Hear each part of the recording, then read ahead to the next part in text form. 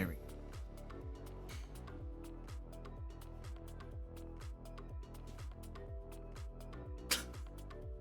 Hey, what's up, guys? What's up, Dan, Ed? How you guys doing?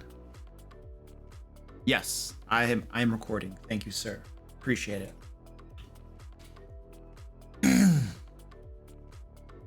Yeah, I'm a couple minutes late. Thanks for the tier 1, Ed. Man, I really appreciate that. 4 months. That's awesome. Ed needs a sword. Oh, yeah. All right.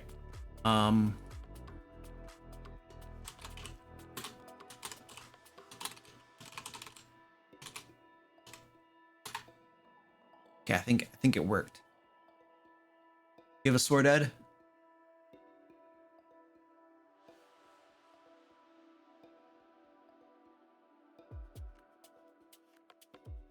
Yeah, I know. I was thinking the same thing, Dan.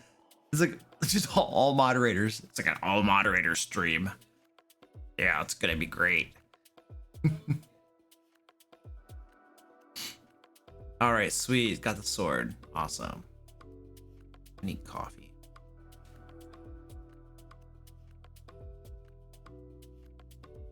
Making you click through a bunch of stuff? Oh, nice.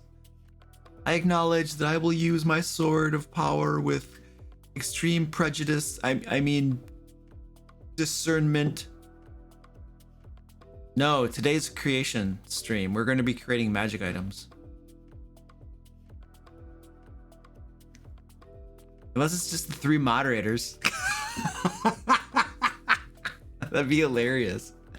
Eric, what's up, dude? Estrogen, hello. How you doing? I get some coffee.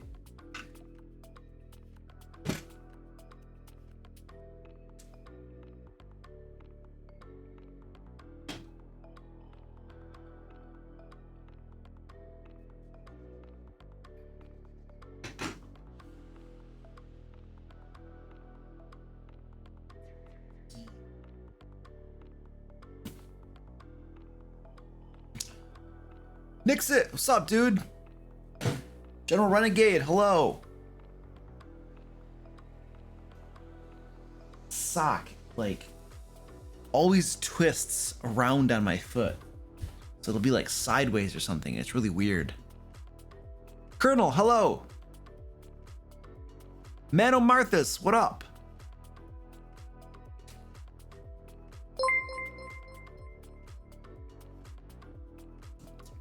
What's going on, Quasms? How you doing, buddy?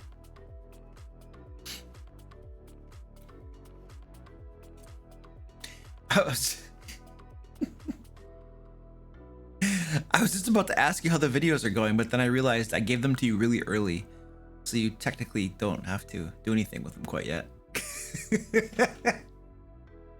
Hot Mitts, hello, how are you? Oh, here's Sir Salmon Man, what up? Galactus, hello. What's my favorite magic items? The ones we're gonna create tonight. Yeah. K9, hello. How you doing? Heikel, what up? Cop out answer. It's not a cop out. Hey. Just because you have a sword now, man, you don't have to like be mean to me. Wait a second. No. Most of my moderators are mean to me. Okay. A long week? Yeah, dude, I had a long week too. But it doesn't really get better with the weekend. I mean, the benefit of the weekend is I don't have to go to my day job. That's the benefit of the weekend.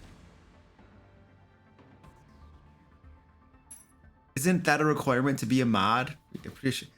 It would seem that way. Little guy. Little guy. Just rubbing against the box. Little guy. He's ignoring me. Why is he ignoring me? That is not cool. It's so not cool. Little guy. What's up, little guy? Little guy. He's my little guy. He's like, I have 3 cats that are not like really fat. And Of the three that are like normal sized, he is the skinniest. The little guy. He's gonna roll around in the ground. Here, he's about to go. Come on, roll. Roll. Roll. Come on, roll. There he goes. He's a rolling. He's a little.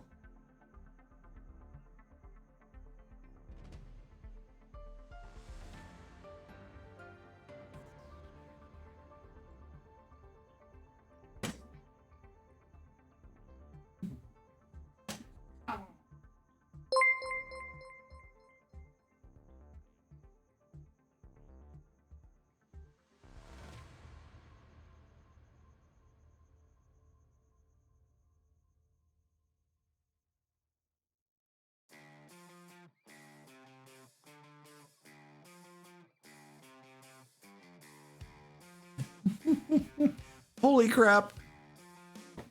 I have 6 of my 7 cats here hanging out with me. He's not a chonker. Blighted Brush Studios, what up? How you doing? Oh, oh my goodness. It's gonna be a hard time pronouncing your name. I'm just gonna call you Blight. We're gonna call you Blight.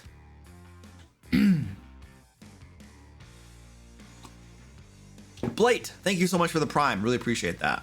2-month streak going on right there. Let's do some emote spammage. Emote spammage, if you would. We gotta celebrate Ed too. Ed just resubbed with a tier 1, and he has a 4-month streak going on. So let's do some emote spammage. I see the cat strike. I'm gonna save that for a bio break. What I usually like to do is like when I have to bio, I'll do the cat strike. That way,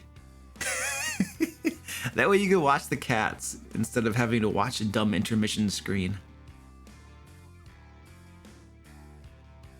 Oh, that's right. We have a community challenge going on.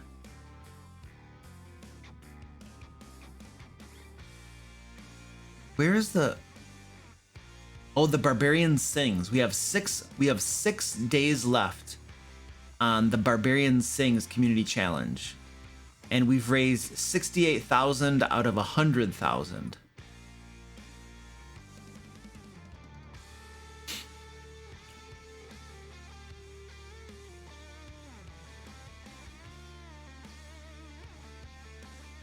Ooh, a cat trip. Awesome. We will do that cat trip during a bio break too.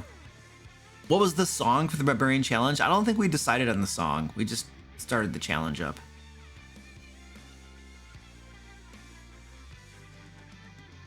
Yes, I know, an extra bio break. Yes.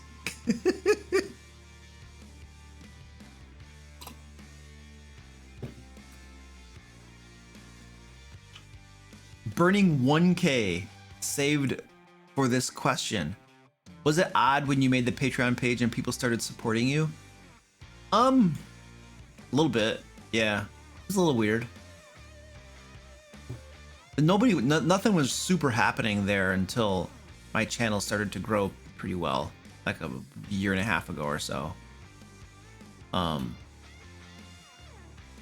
craziest thing, dude, was the level for playing D&D with me. Like my whole rationale was like, how much money can I ask for someone to have to pledge to me on Patreon to play D&D with me? How much money is so much money that nobody would actually do it? I was like, okay, let's go for $100 a month. Nobody would actually pay that much to play D&D with me. And so I was like, okay, $100, boom. So when people started pledging to that, that's when I was like, whoa, that's when I was actually, and then, you know, now I got like 6 people pledged to that. And so I was like, okay, all right. that was cool though. Okay, Glad Cleric, thank you, sir. I appreciate that. That's awesome.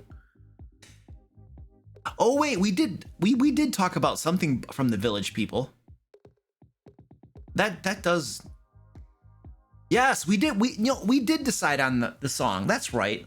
Macho Man by the Village People. Okay. All right, cool. We did make that decision. All right. And it's actually in the challenge too. That's helpful.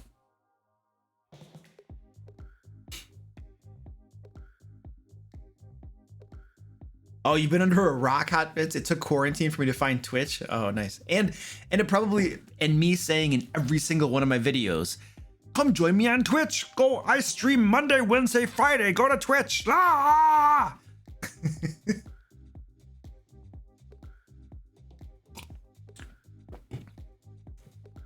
All right, let's start this stuff off. Let's get going. Woo!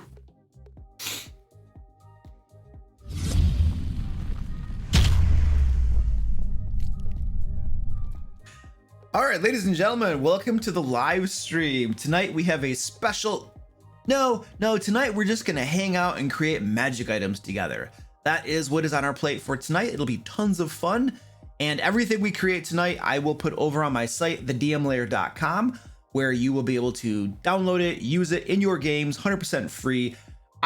We actually have lots of magic items that we have created over the course of all these live streams. I think we're up to probably close to 50. I think after tonight, we're gonna be close to 50 unique magic items that will be available over on my site, thedmlayer.com, where you can also find, by the way, tons of other free resources like entire adventures, villains, NPCs, a whole bunch of crap that we've created 100% free over there. You can grab it. Probably. Thank you, Goliath Cleric, for linking that. I appreciate that. So yeah, go check that crap out. It's good high quality free content for you.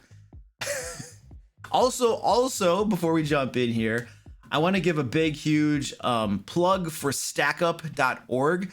These dudes are helping support our veterans' mental health through gaming and Greek culture. I love what these guys are doing. They have a suicide prevention hotline that people can call into. They send games and other cool things to veterans deployed overseas. They help veterans transition to civilian life. They have what they call stacks deployed around the world that will help veterans too when they need help. So these guys are doing lots of really cool stuff for our veterans. And so I'm trying to support them, trying to raise as much money as I can in November for them, because November is Military Family Month. And Veterans Day was toward the beginning of November. I don't know which day. I'm not that fancy. But I know it was there somewhere. So please consider helping these guys out, giving them something if you feel so inclined, and they will appreciate it. But more importantly, our veterans who have done such awesome things for our country will appreciate it. So boom. Thank you. Appreciate that. Next, we get to shout out all of my awesome patrons, members, and Twitch subs, because I love everybody. Names in red get a verbal shout out because they give it a higher level, and thus they have extra bragging rights. I don't know what you want to call it, whatever. Here we go. Abby C, Baoban, Candy Sora, Clammed Oyster, DM Silver, Drake H, Ed R in the house, Elisa Goose, Emmy, Float 71, Goliath Cleric also in the house, Hussy Man, Iron Lord 79, John Kenny, Joe M, Joseph H, Kurt Y, Lord Humongous, Mr. T, Nathan, Penguin Butt, Shane C, Sophia W, Son of a Sofa Man, Tactical Tokens, Tim Black, Theta Tag, and Yokai. Really appreciate it, guys. And boom. All right, guys, we should do some magic items. Magic items. All right. Yeah, we're not doing questions today. Today is magic item creation. And I have a spreadsheet and stuff. Let me pull that up. I don't need that one right there. I need this spreadsheet right here. Excellent. Yeah, magic item creations are cool. All right, desktop. This is what we're staring at. I don't think I need... This right here is taking up too much real estate. Let's squish this guy over here. Something like that. There we go. Zoom in a little bit. Bam. All right, folks. Here we go. We are, we do questions Mondays and Wednesdays too, just so you're aware. So feel free. Whoa, I almost spilled my coffee. Holy crap. Come by the stream on Mondays and Wednesdays, and pretty much all we do is what do you want to call it? Answer questions. I just saw a donation come in too for Stack Up. Really want to say thank you. I missed the name though. It's not showing up on my little panel widget thing, but I saw it in there. Oh, there we go. Hot Mitts and family. Thank you so much. Appreciate that. It took like a moment for my little widget to update. Nice.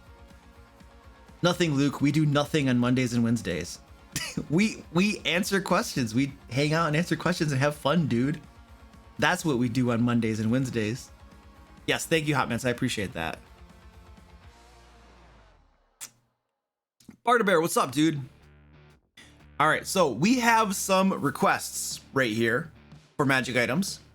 So one of the things that certain tiers of my patrons over on Patreon get is they get to request things for us to make during these creation live streams. And so I have 4 patrons here who have put in requests for specific magic items that we're going to create for them tonight, right now. The first one is from Goliath Cleric, who actually happens to be here. And what he wants is some sort of Goliath or alcohol themed magic item. So that's what we're working with. Give me some ideas. Give me some ideas for a magic item that could be themed around alcohol, something with alcohol. Oh my goodness, I have so many cats just stacked up around me. I need my dice tray, you guys. Good gravy. Eventually, we're going to be rolling my Rory's Story Cubes. I want to get those out. Way too many cats.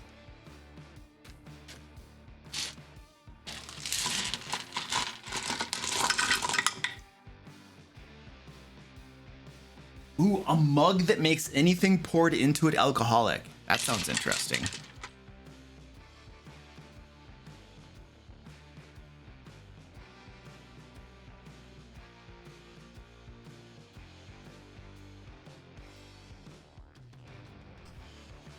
All right.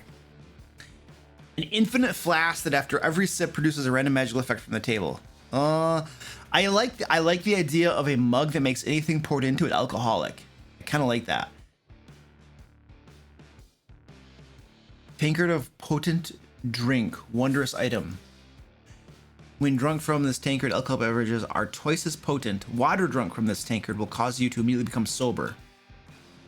What if it's like, if you pour anything you pour into it becomes alcoholic, and if you pour normal alcohol into it, it becomes twice as potent.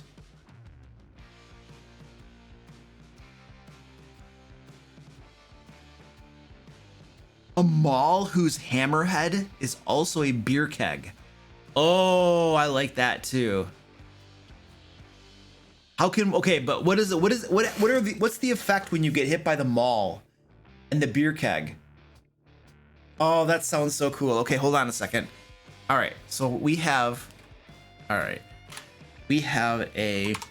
weapon mall, and I don't know what the rarity is. We'll figure that out in a second. Let me zoom into the Tidgeon. A smidgen.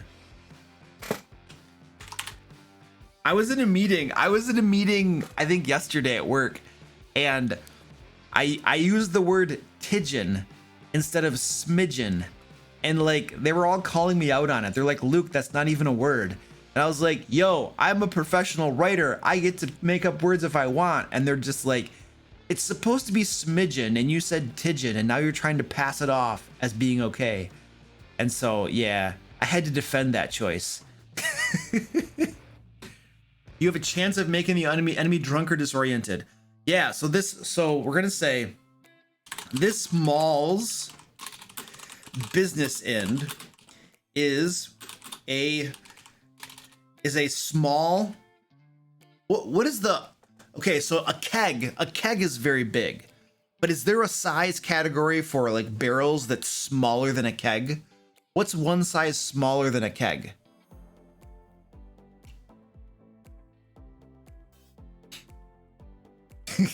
Thank you, Goliath Cleric. A pony keg? A smaller keg? Thanks, Deceiver. Very helpful.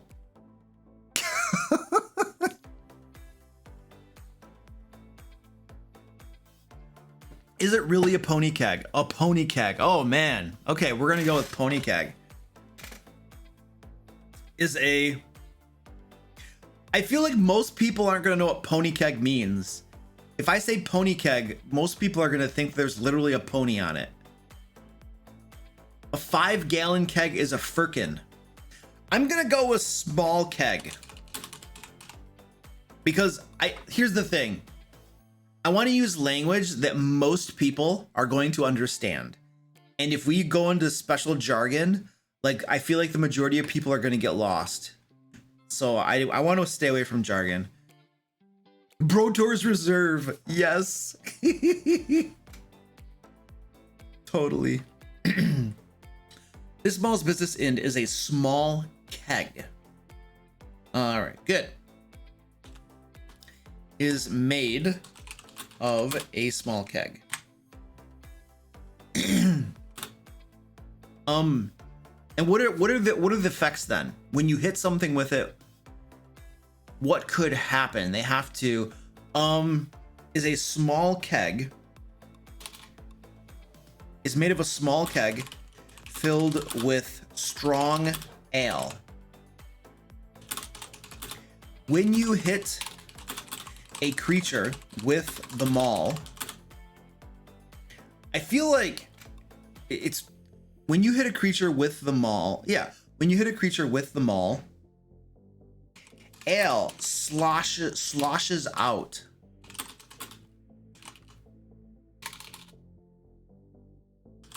And the creature must make a DC something Constitution saving throw. On a failed save, the creature is inebriated, poisoned condition. Wait, is inebriated an actual condition? Like, is drunk an actual condition in the player handbook? Blinded, prone, poisoned. No, it doesn't look like it. It's just poisoned. I mean, it'll be equivalent to the poisoned condition. It's not an actual condition though.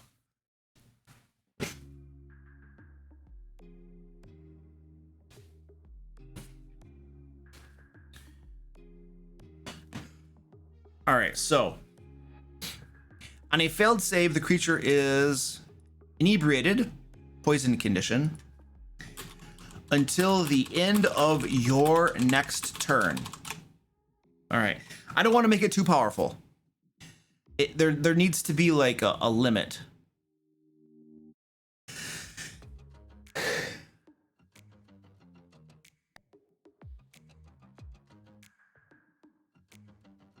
Yeah. All right. I had to sneeze. Oh, the bot's trying to get questions. What should what should the difficulty class of the Constitution saving throw be? I'm gonna turn the bot off. Stand by. I'm gonna turn that Stream Elements bot off. It's gonna confuse people. Where did it go? Stream Elements, baby. Come on, Stream Elements. That bot needs to be quiet. Shut up. Timers. There we go. Question. There we go. Oh, I got to turn that off. Beautiful. Okay, it's off. 13, 14. I see 13s and 14s. I don't want to make it too complicated though. So I feel like a 13 is, that's not too bad because it happens every time you hit the creature.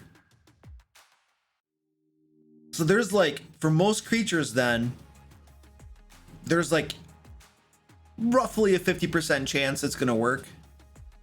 And then when they're inebriated, they have disadvantage on their attack rolls. That's a pretty bad thing. That's pretty bad.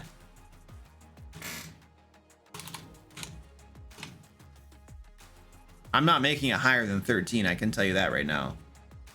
It gets way too powerful. It happens every time you hit a creature and they have to make a saving throw. Then let's say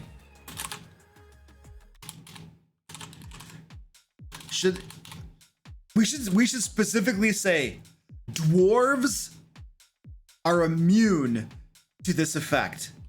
Just like a little like, you know, fun little thing. If it's a dwarf, it doesn't work on them.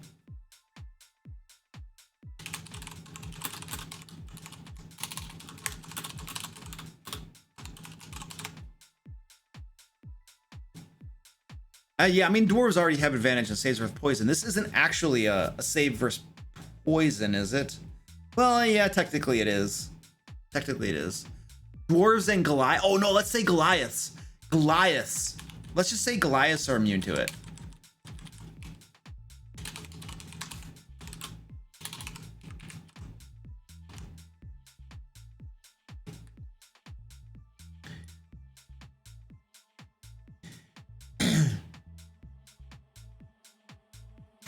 This mall, what was the name? What was the name? Oh, specifically Krog Strong. Okay, wait a second. Grog Strongjaw. Is that from Critical Role? I don't want to use copyrighted material.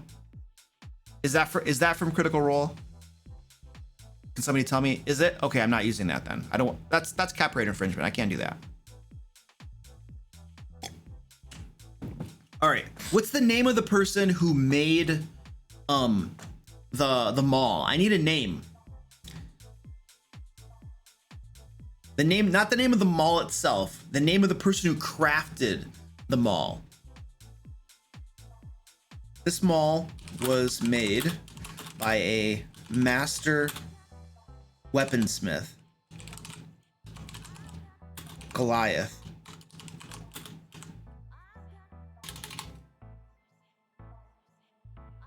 Was made by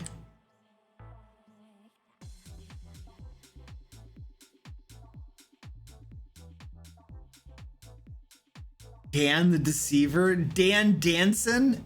Oh, good gravy. Ooh, Kriv Ironhide. I like that.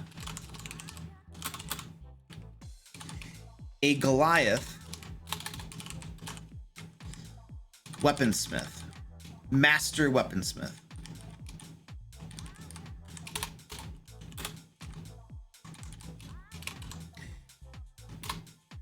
Here we go. And then Goliaths are immune to this effect. All right, what do you guys think the rarity should be on this? It's not actually a magical. I mean, it doesn't count as like a +1 or anything. You know, all it really does is make you have disadvantage on your attack rolls until the end of the next turn. So it's for sure an uncommon, but I feel like I think it's probably a little bit higher than an uncommon.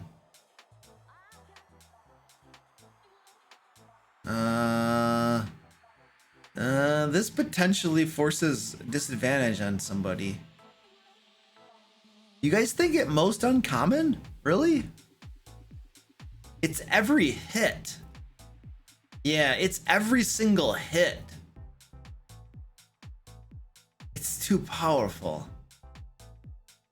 No, rarity has nothing to do with how many there exist.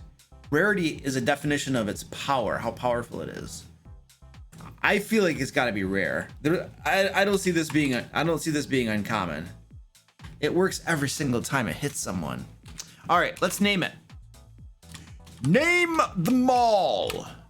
Name the mall. By the way, K9, thank you so much for the 100 bits, man. Appreciate that.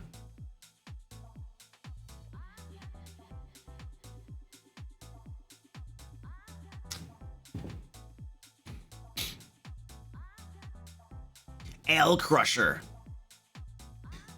The Goliath Tankard. Drunken Ball Swing.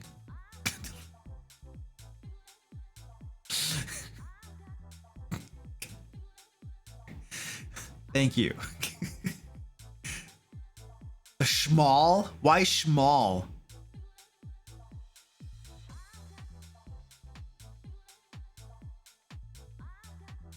The Brawler's Mall. Drunken Brawler. Dankard? Goliath's Guard? Ooh, the Goliath Guard. Mall with the drunken slur. Schmall. Oh, okay. Okay, cool. I gotcha. The happy hour special. Oh, cool, Oyster. Thank you so much. I appreciate that.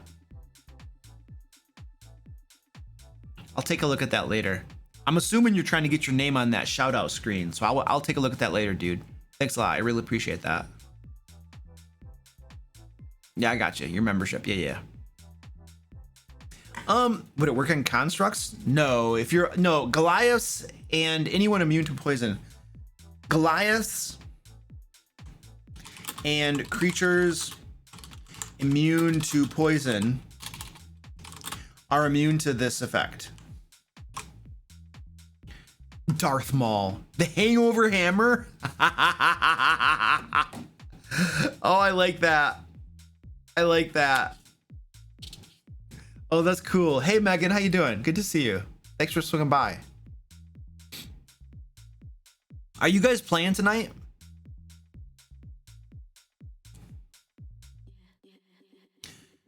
I gotta do the hammer, the hangover hammer. That's so cool. Nice. Wednesdays? Oh, okay. I was in on Wednesday when you guys were playing. I like swung in for a couple seconds and I just sat out. I didn't say anything, but I just sat out in chat and gave you guys some watch time. Oh, you saw? Okay, cool. All right. Yeah, I literally was like, I gotta go to bed, but I just popped in and just plunked my butt down and then went to bed just so I give you guys some watch time or some crap. You know what I'm saying?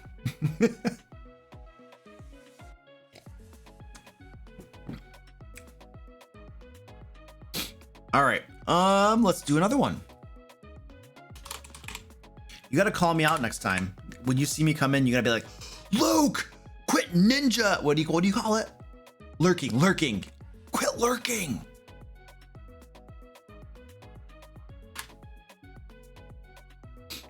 Yes, lurking. Words are hard. Pakon, hello. Oh, you didn't feel like calling me out? Oh, that's okay. No, you don't have to.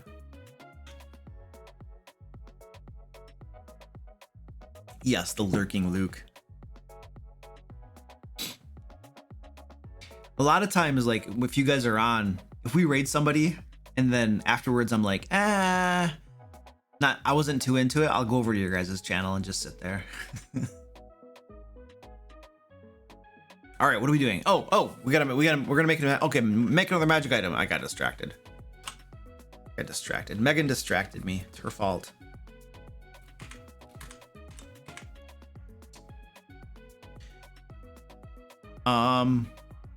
Okay, from Tim.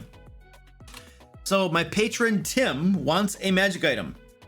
He didn't really give me any specific details, any parameters at all. So I figure we'll just make a cool magic item and then we'll just name it after him. That's kind of my plan here. So, I think I'm gonna roll some dice. Tim is here. Are you here, Tim? Who's Tim? Which one of you is Tim? Oh, yeah, the Colonel. Okay, cool, awesome. Well, dude, we're making your magic item now. I'm me. It's all right. That's the right camera. Awesome. Whee!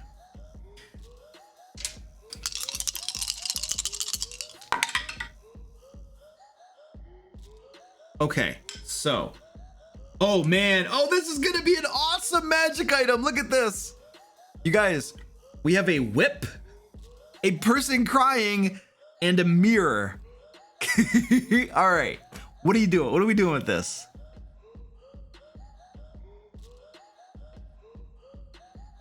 Oh, really? Oh, you could totally, yeah, you could totally have asked for details. Oh, yes, you are very distracting, Megan. Oh, you're not playing next week? Oh, that stinks.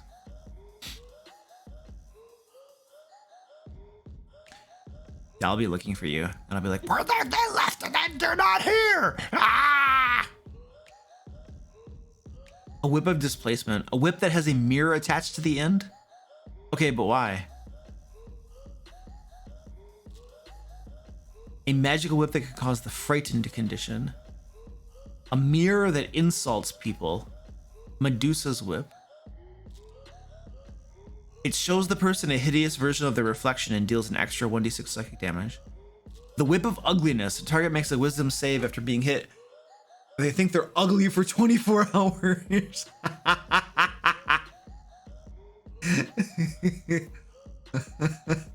The whip is sad about its ugly. Okay, hold on a second. All right. Okay. So we're gonna have a weapon, a whip, and I don't know what the rarity is gonna be. We'll figure that out. Okay. And let's go to, so you can see what I'm doing.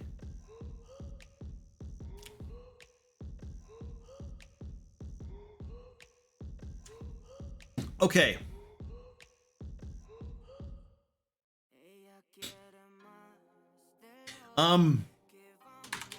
This whip, let's see.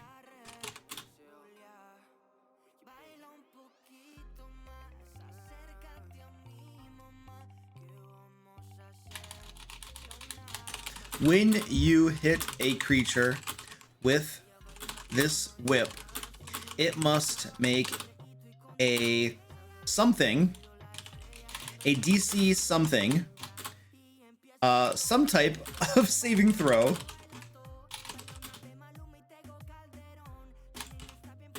On a failed save, the creature takes 1d6.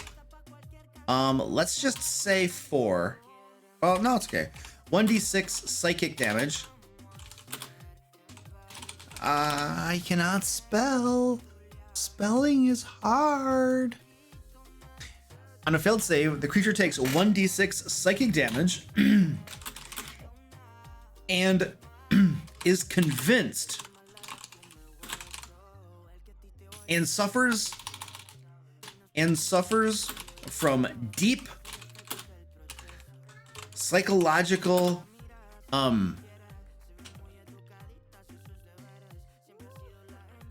disorder. Okay, hold on. And suffers from a deep psychological, come on, baby, you can do this, disorder, which causes it to believe it is hideously ugly. Little guy, what is your problem? What, little guy? What is your problem? You are a pain in the butt. There he goes. Now he's rolling. Little guy. Okay, we're gonna have to pet the little guy. Come on, little guy. What's wrong? What's wrong? What's wrong, little guy? What are you doing? What are you doing? I'm gonna roll. Watch this. Come on. Let's go. Roll. Roll. Come on. There you go. There you go. He's a little guy.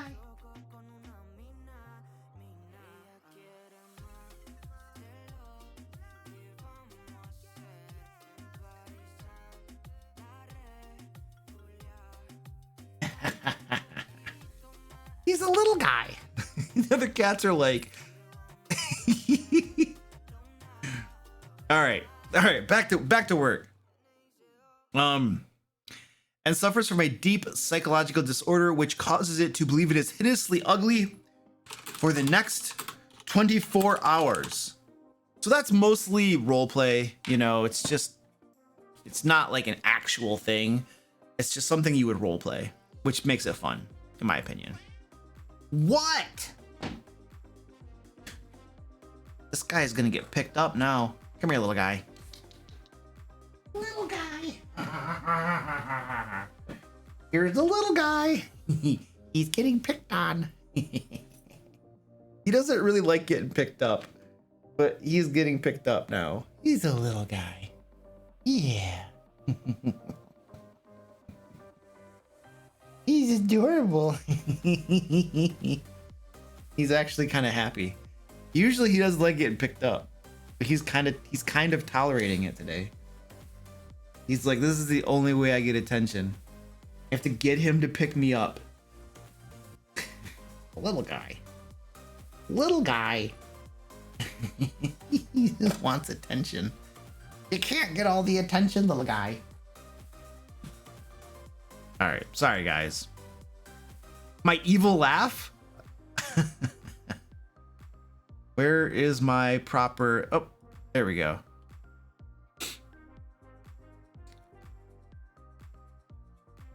What kind of saving throw would make sense for this dude? You could make it so they have a penalty on charisma saving throws.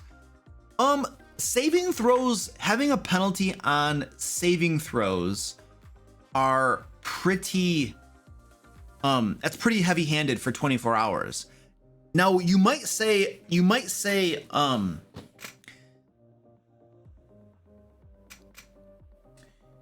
while affected by this disorder, the creature has disadvantage on charisma ability checks. That's a little, that's like, you know, persuasion, intimidation. That sucks, but it's not that big of a deal. Honestly, the thing that's going to happen here is your players are going to have this. And so when they hit a monster with this, it doesn't matter because the monster's going to be dead in 3 rounds anyway, you know? But yeah, I think charisma ability checks is not too bad. If we had said charisma saving throws, that's really, really a big deal. Much more so than ability checks. So, you think wisdom save? So it's a psychological disorder. It's either wisdom or charisma or intelligence. Maybe it's an intelligence saving throw. Is it intelligence? Oh, it's like an illusion or charm effect. So charm effects typically are like a wisdom save, right? Oh, some people are saying charisma. Charm is usually wisdom. Yeah, this feels like you're deceiving their mind. This is like their willpower or something. Intelligence covers illusions. Wisdom is charm. Yeah, I feel like this is probably wisdom. It's probably wisdom. If we make it intelligence, then we're targeting one of the weakest saving throws that most people will have.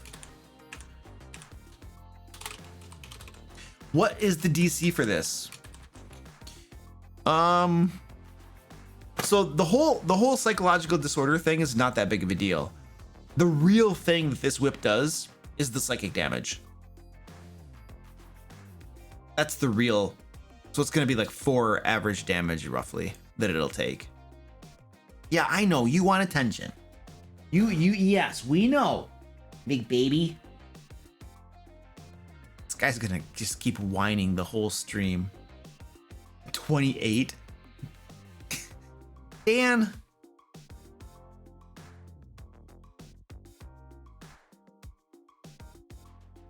What was the last one we used? 13? We can just make it a 13 again.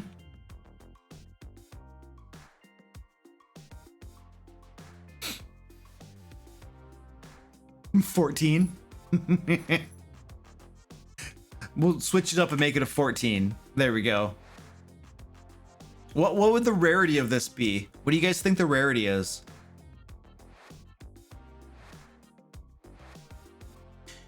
Well, a lot of times this is actually not that powerful of a weapon. A lot of times weapons, you'll just take the damage.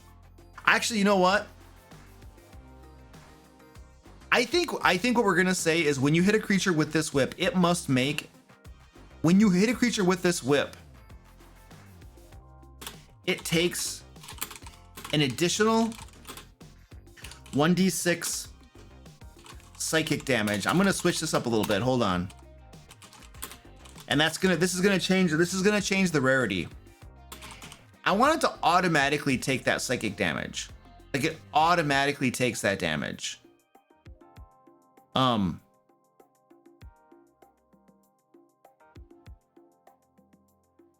saving throw is for the psychological disorder.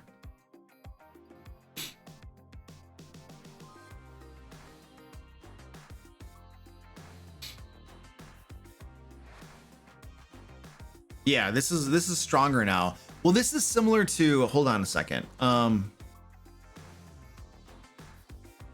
This is similar, like if we have, there's like a, what is it? Frostbrand? Frostbrand is an example of a weapon that when you hit with an attack with this magical sword, it takes 1d6 cold damage. And it also gives you resistance to fire damage and does some other bullcrap.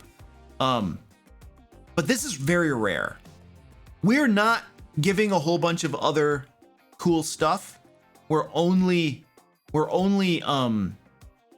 have those two effects. And so that would probably pull this down to rare. I think that would kind of pull this down to rare.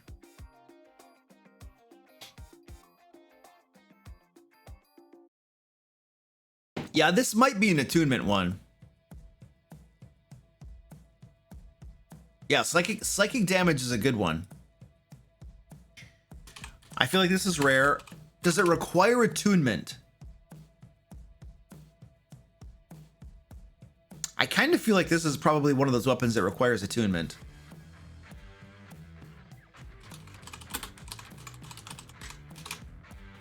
All right, I think we need to name it. Name! Name!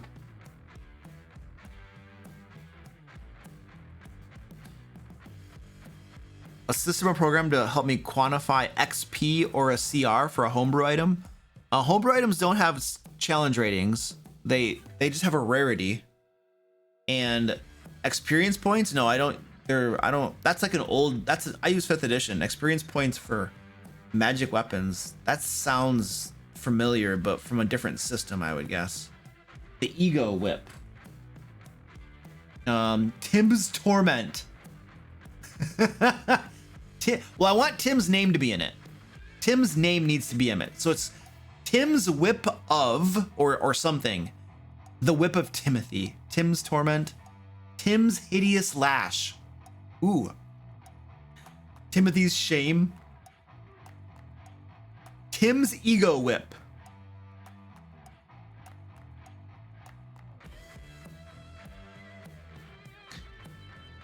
Tim's Whip of the Colonel's Punishment. Get his name in there twice. 2nd edition did XP? Okay, cool. Tim's Hideous Lash. Tim's Whip. Tim's Whip of Tears. Tim's Hideous Lash.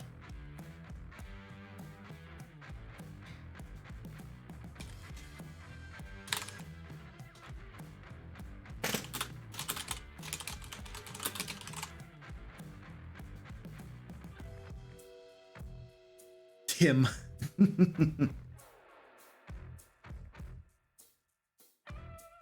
Crafted by an ancient sorcerer that some call Tim. Tumultuous Ego Whip. This magical whip was crafted by an ancient sorcerer who some call Tim. Nice.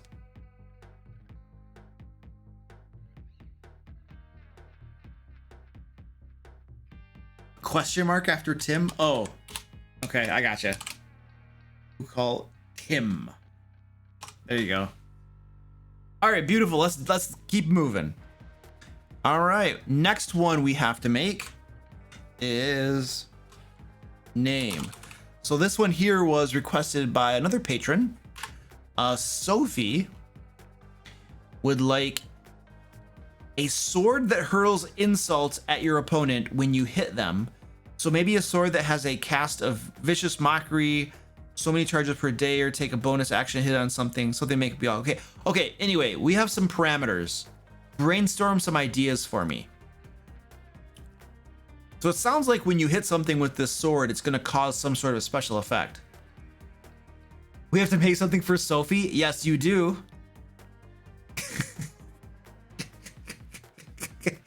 Dan, are you pouting because we have to make something for Sophie?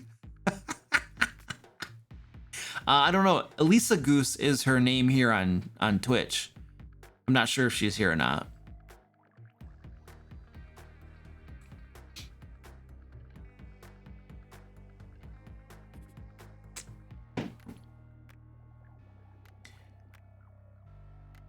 We have a homebrewed mocking blade. Yeah. Forces the creature away from physical and psychological backlash. Oh, it pushes them back or something? Well, it hurls insults at your opponent when you hit them.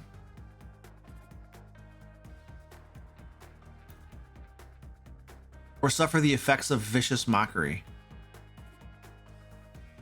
Yeah, I kind of feel like, well, what kind of sword should this be? Like, this almost feels like a rapier to me. A disappointed dad blade? Ooh, 3 charges. Use 1 charge to cast Dissonant Whispers. Oh, I kind of like that. Yeah, I think this, yeah, I agree, Megan. This feels like a rapier to me. Like, I'm just trying to think of like the personality, what kind of sword would have this personality? And it definitely feels like a rapier. All right, so this is going to be weapon, rapier. This is going to require attunement. I like some of the ideas I've seen so far, and they definitely are going to require attunement. Just don't know what the rarity is. So what is the, hold on a second. Let me find +1 weapon. I want to see how this, oh, okay, here we go. I'm just trying to get the wording for this.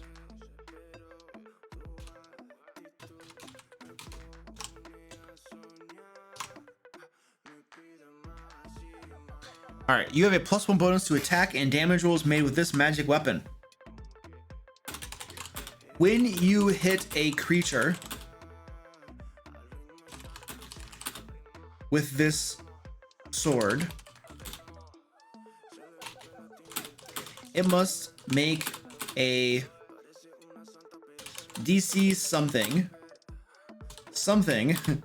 saving throw. On a failed save, the creature, what does Dissonant Whispers do? Let's find out what Dissonant Whispers does.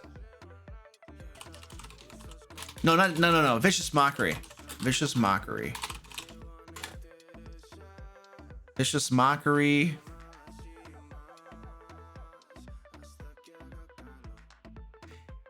So it's a wisdom saving throw.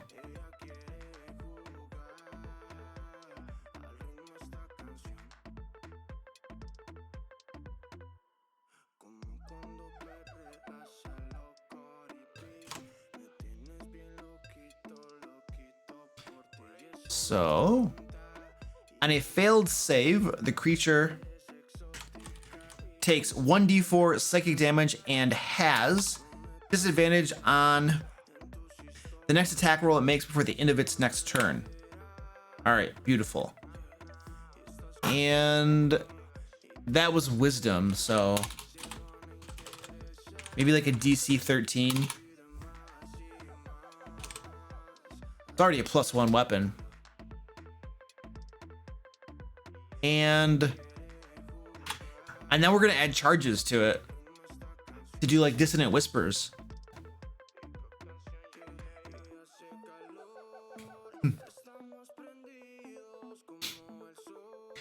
We're answering. I answer questions on Mondays and Wednesdays. Tuffekins. If you come swing by on Monday or Wednesday, man, I'll hook you up. We're creating magic items today.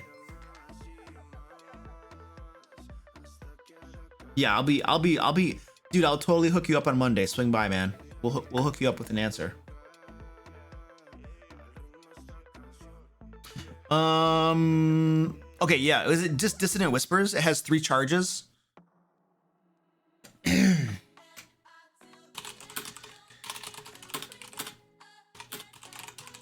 Has 3 charges that... What's another magic weapon that has charges? What's a magic weapon that has charges? Anybody? Healer? Staff of Power? Does a Staff of Power have charges? Mace of Disruption, Staff of Power. Yes. Here we go.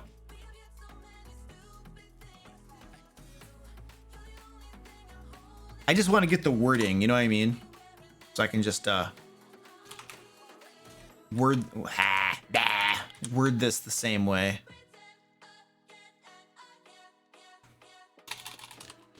The sword has 3 charges.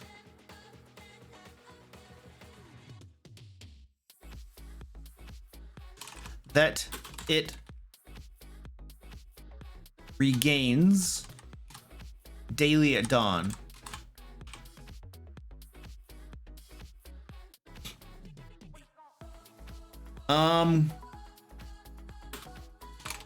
You can spend 1 charge to cast Dissonant Whispers.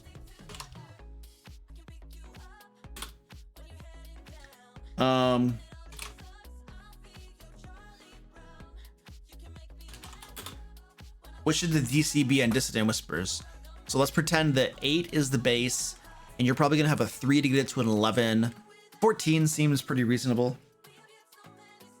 Well, we should probably make it the same as its saving throw up here. So 13.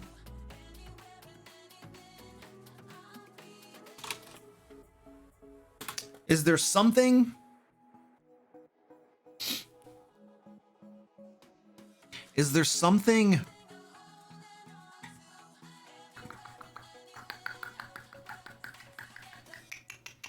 Is there some effect that it could have? Oh, Tasha's Hideous Laughter takes 3 charges. That's exactly what I was going to ask. Is there an effect that we can put on here that takes 3 charges? Yeah, D3.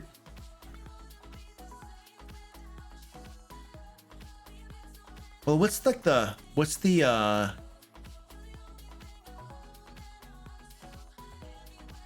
oh, you're using your own spell save DC for that one. 13 is pretty low. This is, you know what, this is actually probably going to be a rare or very rare item, which means you're not going to have it until higher levels. So I feel like a DC 13 is going to be really low for the levels that you're actually going to get this weapon at. So I'm cool with bumping that up a little bit.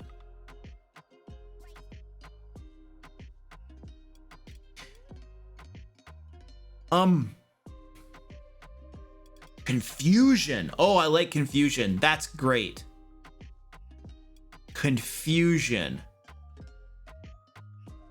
Yeah. Well, what level spell is confusion? I feel like that's a 3rd level spell.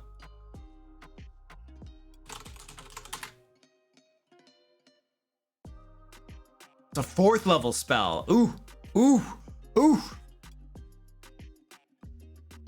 So then we're gonna allow this to cast a 4th level spell once per day. That's a pretty beefy. This is a nice magic item. Okay. You can spend 3 charges to cast Confusion. DC 15.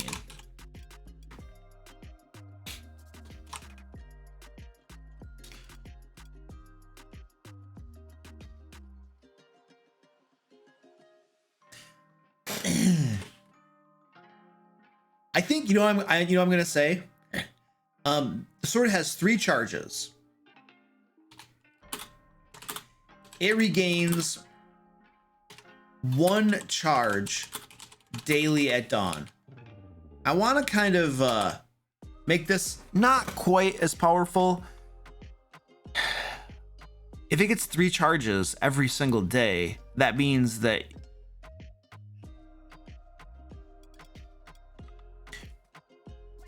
or what if we do this?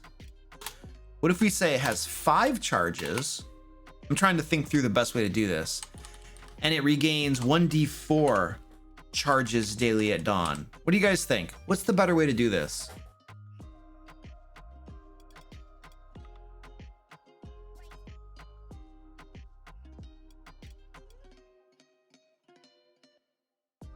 Is it better just to say 3 charges and then 1d4 minus 1? Ooh, the confusion costs 4 now. The simpler the better. Yeah.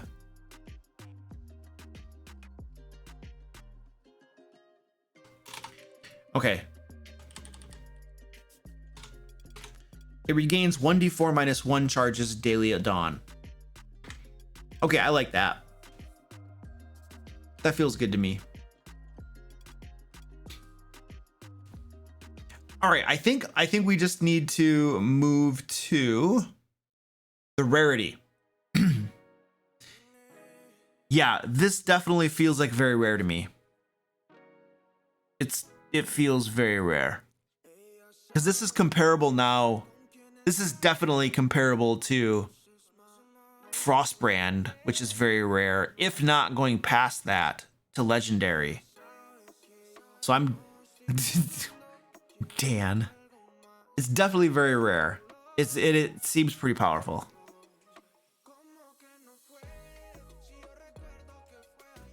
It's either very rare or legendary. It's one of the two.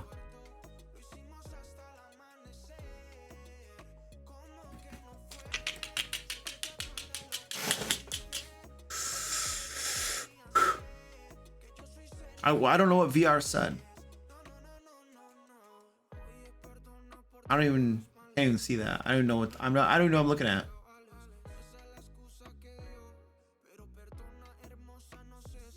Very rare, very rare. Okay, I got a couple of very rare. Oh, VR means very rare. Okay, thank you.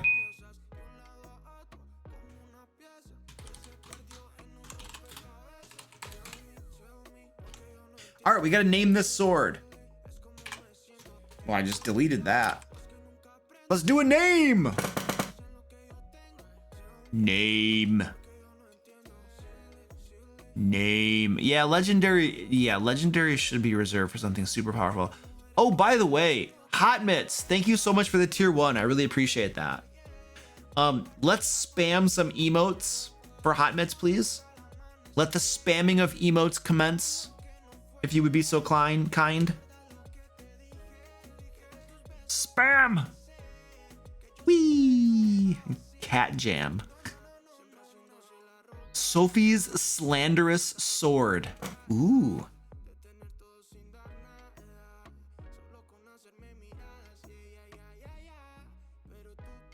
Sophie's sword of suffering.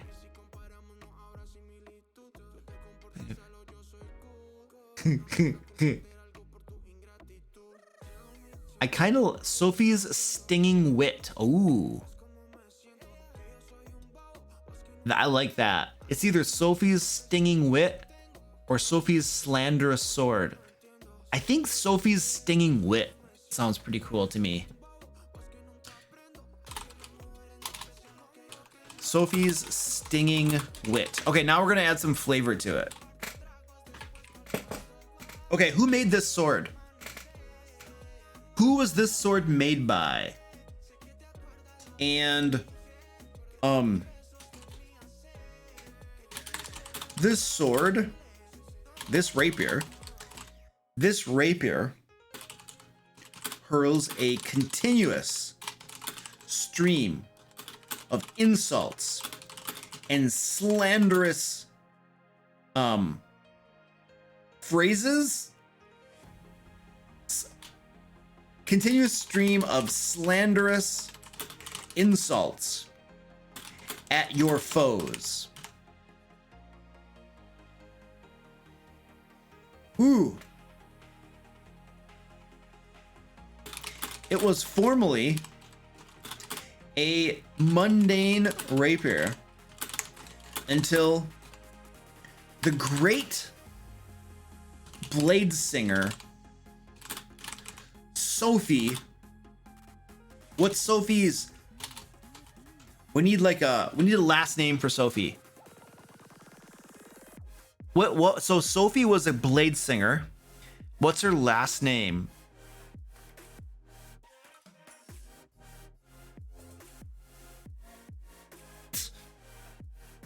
Azil, Sophie Singer. Give me some last names.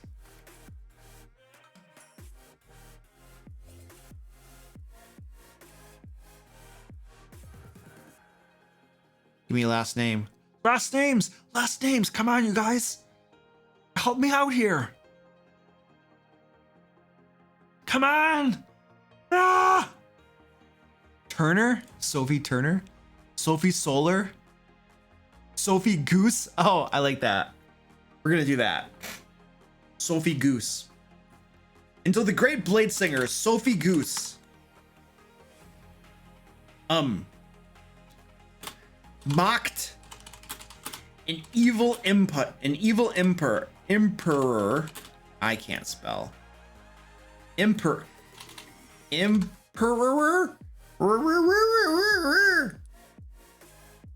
Oh my goodness. I was so not close. Until the great blade singer Sophie Goose mocked an evil emperor to death while wielding it.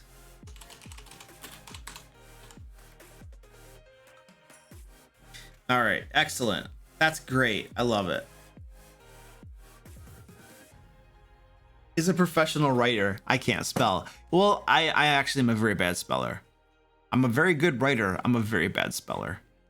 Fortunately, there are lots of tools I can rely upon to help me overcome that obstacle.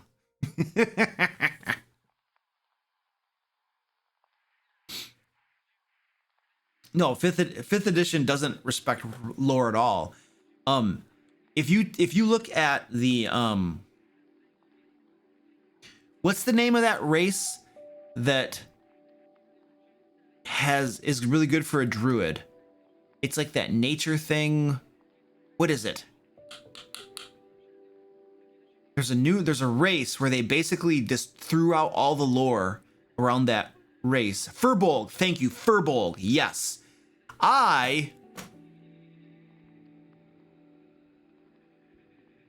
When I got the supplement, whatever book it was that described the Furbolg, I cannot tell you how upset I was. Like, it's like the Furbolg is not the stupid, dumb, druidic moron that is currently in 5th edition. It was actually a really cool type of giant.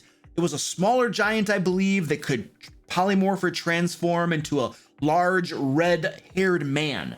And it was actually pretty cool. It was throughout books you would read in the Forgotten Realms. I think they were from like the Sunset Isles or something. I don't know. They were native to a certain island or some series of islands or something. It was actually pretty cool. And it was in books and stuff. And I'm like, oh, that's really cool lore. I like that. And then 5th edition comes along and they come up with this stupid, dumb little druid type creature. And they're like, oh, let's call it a Furbolg. Why couldn't you just make up a different name? Like, you have to take something that's beautiful and wonderful and just be like, meh, we're just gonna throw that out. And instead, we're gonna take this dumb little druid creature and we're gonna call it a Furbolg. Like, there are infinite names. You could take all of the letters of the alphabet and rearrange them in a wide variety of manners to create new words and new names. And instead of doing that, you had to smudge out the real Furbolg from history and give this dumb druid creature the name Furbolg. It's just ridiculous. I was not happy when I saw they did that. Actually,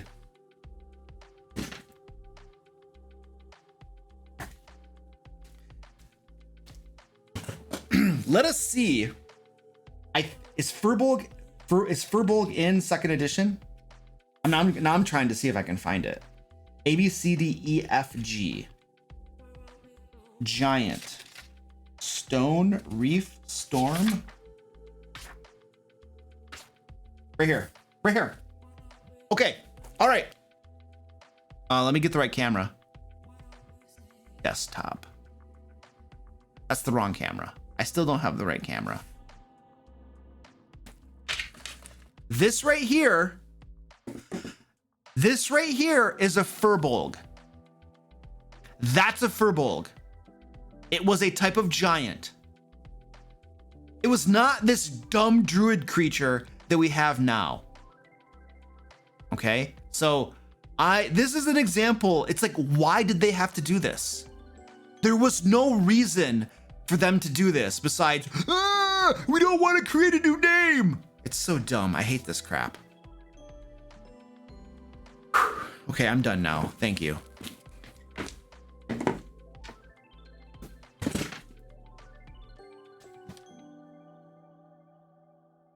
I mean, I can go on random name generators on the internet and find a new name for you.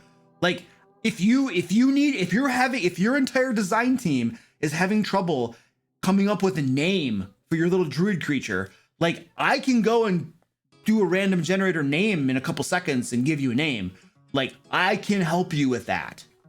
Not a problem. Happy to do so. All right, I'm gonna write this down.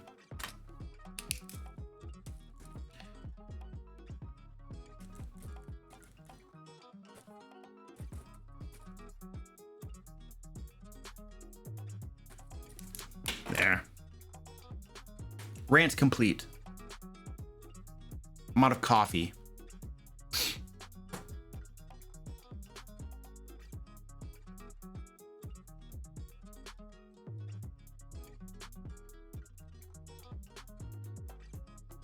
They could have called it anything.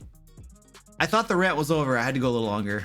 It was I gotta get some more coffee. Watch my look at my cats.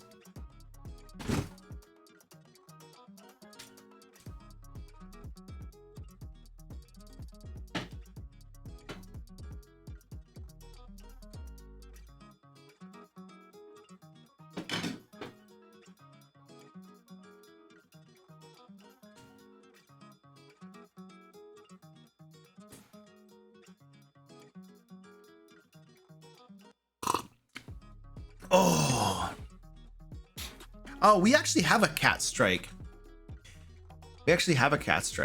Somebody called in already. Let's just make sure we're done with this guy. Yes. All right, we have done Sophie's magic item. Name. This is the funniest of things that will trigger me. I have 7 cats.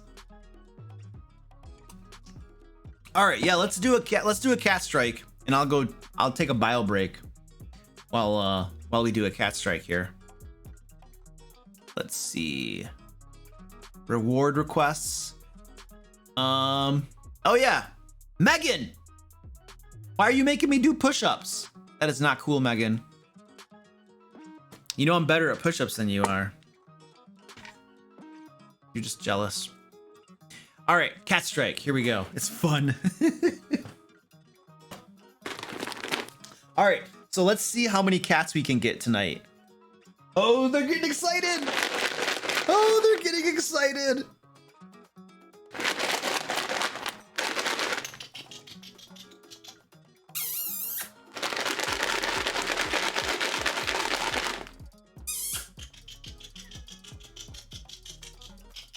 I've only got 3.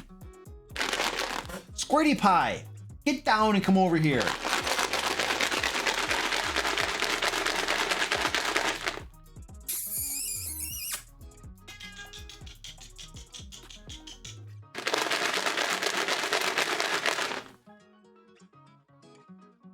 This is really sad. I've only got 3. Wow. Squeaky, what is the problem over here? Team Orange.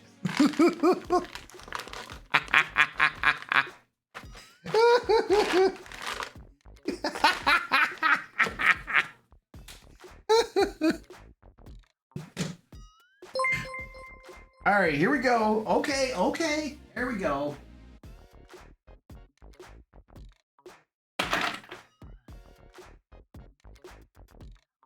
All right, and I'm gonna go bio while they eat. I'll be right back.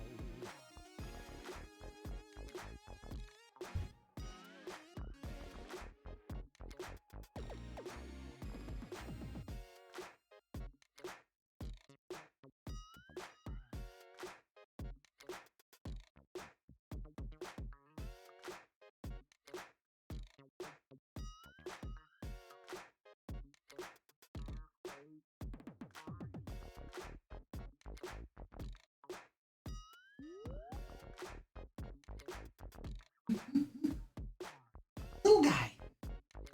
Little guy missed the treats. Little guy missed all the treats. He was outside. Come here, little guy. We're gonna do an encore for little guy. Little guy missed it, and I feel bad. Here you go, little guy. There. He's so skinny. You gotta get him some food. Orange is in the box? Oh, nice. Nice. Orange is so adorable. Okay, that was our cat strike. Nice. Beautiful. This is the content we really come for. Well, I'm happy to give you the content you want. Squirty Pie, get your big belly down here and eat some food. Squirty Pie's been up on the shelf, just looking. Now she finally comes down. Like, she's a moron. Little guy is gonna eat everything. Squeaky's getting seconds. Yeah, here's the thing, Ed. Like, I paid a decent sum of money to somebody on Fiverr to commission some drawings of my cats, and I've yet to receive them, and my assistant who was getting that taken care of is unreachable at the moment, and so I'm stuck in La La Land right now without my cat commissions, which I commissioned like 2 months ago, so I'm not very happy about that. So I'm probably gonna just file. I don't know, it's hard because I didn't even use my Fiverr account to commission it. My assistant used hers, and now we're in La La Land. So until she comes back on the grid, like, I can't do anything with that dude on Fiverr.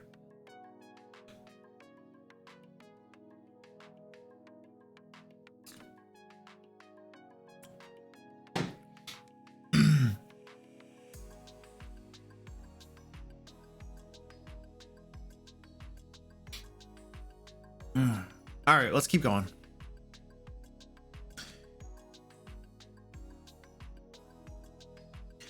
And here we are.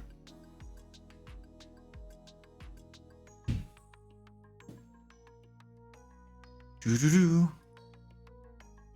All right, so, oh dear.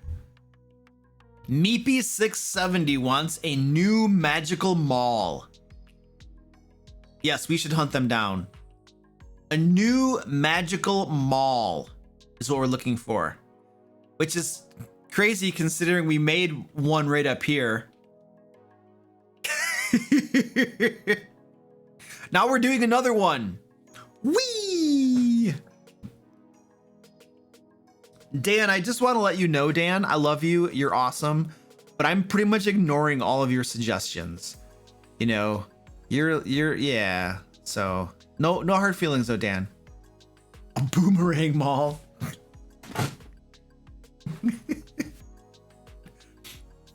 Let's roll some dice. Let's let the dice decide.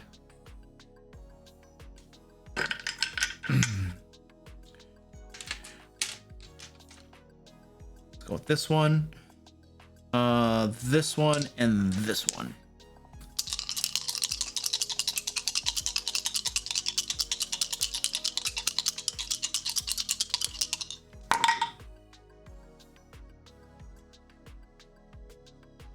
Okay. Is this helpful? Look what we got. We have a sad face, a speech bubble, and an angry face. Is this gonna work for us?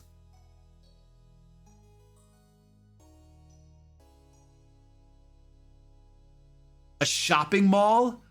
On a crit, it generates 100 gold pieces that drop to the ground. I actually think that's a cool idea. The shopping mall. Okay, hold on.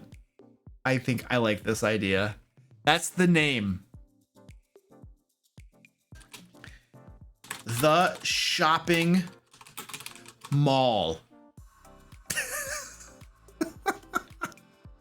Is the name of it.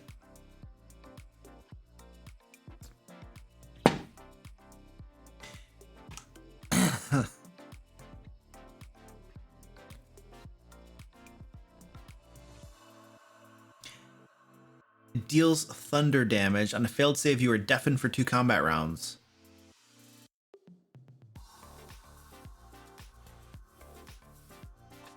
Maul that causes creatures. Oh, there we go.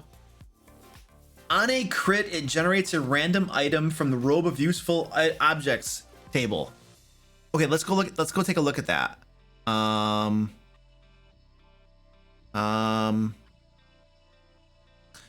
Robe of Useful Objects. Robe of Useful Items.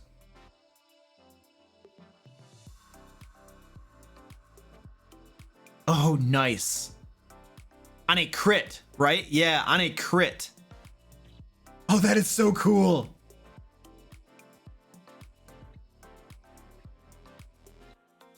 It appears in an unoccupied space within 5 feet of the wielder. Oh, I like that. That is so cool. The shopping mall.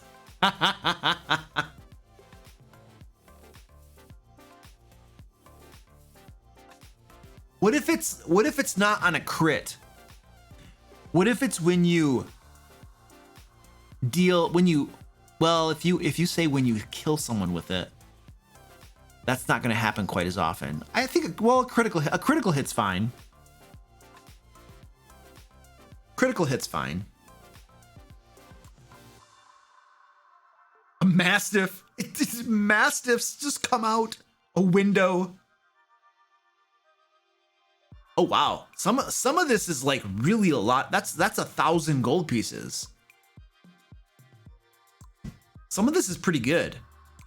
A coffer, 500 gold pieces. I like this. Robe of Useful Items. Okay. All right. So this is a weapon, a maul.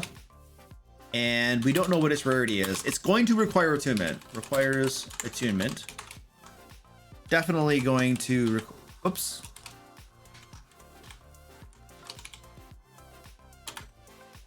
What did we have up here? Okay, that had, okay, good. The shopping mall. Okay. When you roll a, what does it say? When you roll an attack roll with a 20?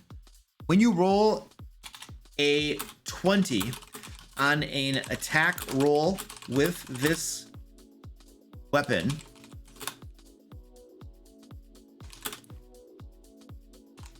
it generates a random item. It generates a useful item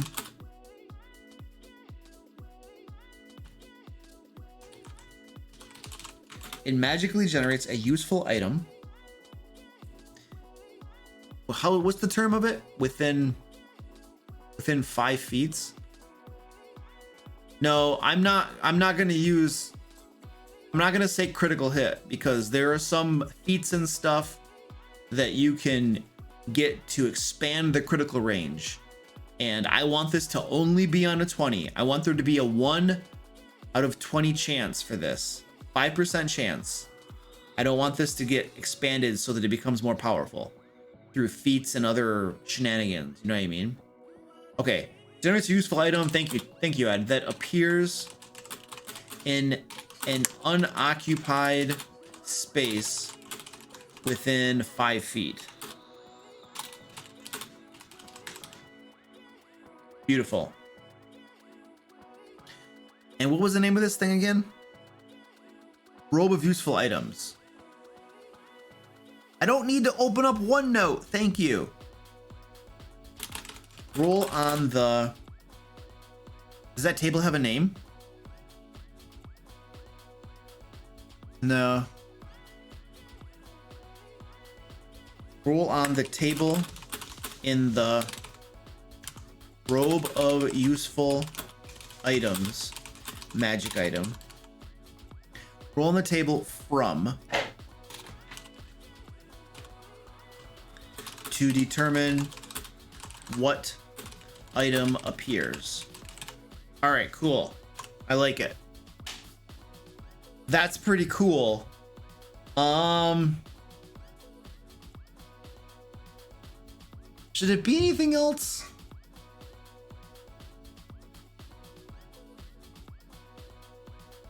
The robe of useful items table.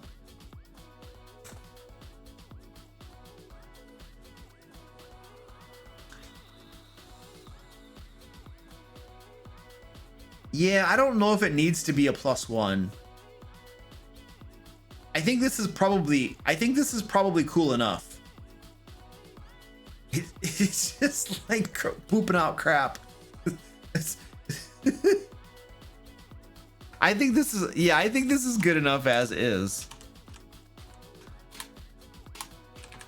What rarity would this be?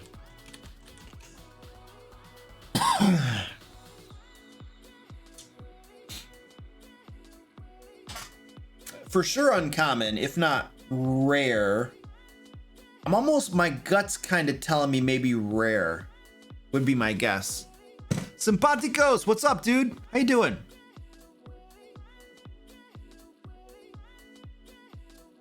I'm envisioning someone beating an enemy so hard mastiffs pop out of their head. Something, dude, yeah.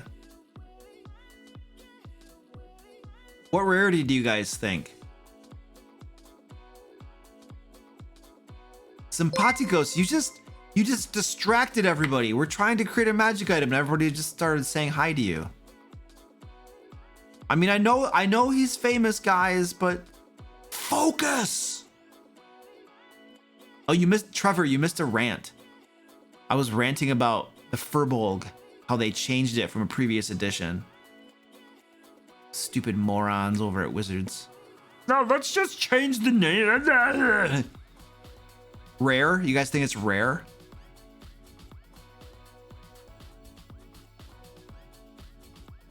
Oh, what's the robe? Uncommon. Well, yeah, but the thing is that it has limits. Like, this is uncommon, but there's an average. It doesn't have infinite of these. You know what I mean? I don't know. There's a limit to them, whereas this basically has infinite of them, but you got to roll a 20.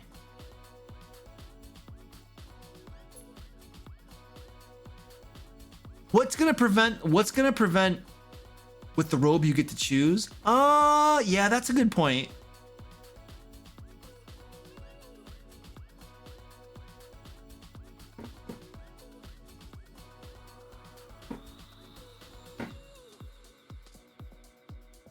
It's not random for the robe. Yeah, that's true.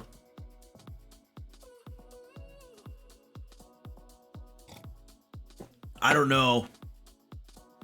If we make it uncommon, it feels like it shouldn't require attunement. When you roll a 20 on an attack roll with this weapon, I almost feel like we have to say like this property only functions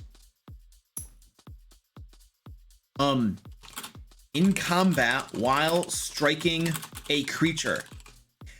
The reason I'm saying this is I can see somebody getting this maul and just being like, I hit the ground. I'm just gonna keep on hitting the ground. And then they just keep rolling until they get 20s and then they get whatever they want. You know what I mean?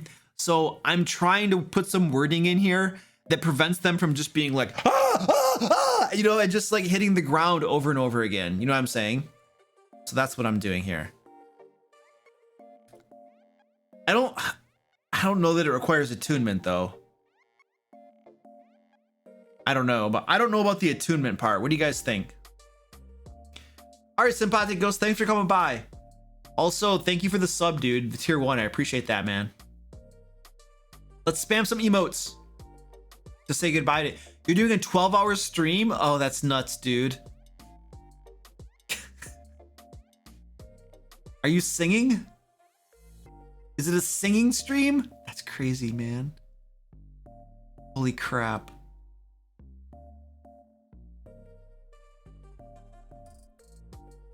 Oh, it's your last one? Oh, nice. Cool, man. Well, good luck. I think your voice is going to be destroyed, but that's just me. You might be better than I think. Or maybe you have like a strong singing voice or something. I don't know.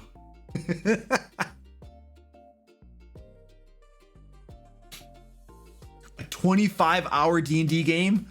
Oh, I would just start killing everyone. Like, okay, you guys are all dead. Roll up new characters. That's gonna give me like an hour break. Every time I TPK them, I would be like, get an hour break. Oh man, that's awesome. I know you're level 5, but there are 3 Tarasques. Yeah, I'm gonna pass on attunement. I don't think we need attunement for this. Yeah, I see people doing like 24-hour streams and stuff like that, and I'm just like, I don't think I'm gonna do that. Yeah.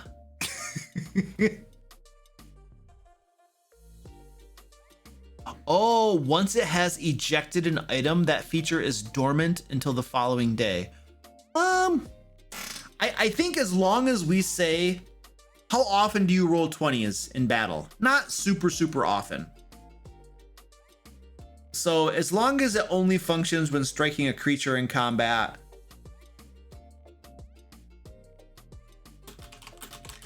I don't think we necessarily need another limit on it. I think it's okay.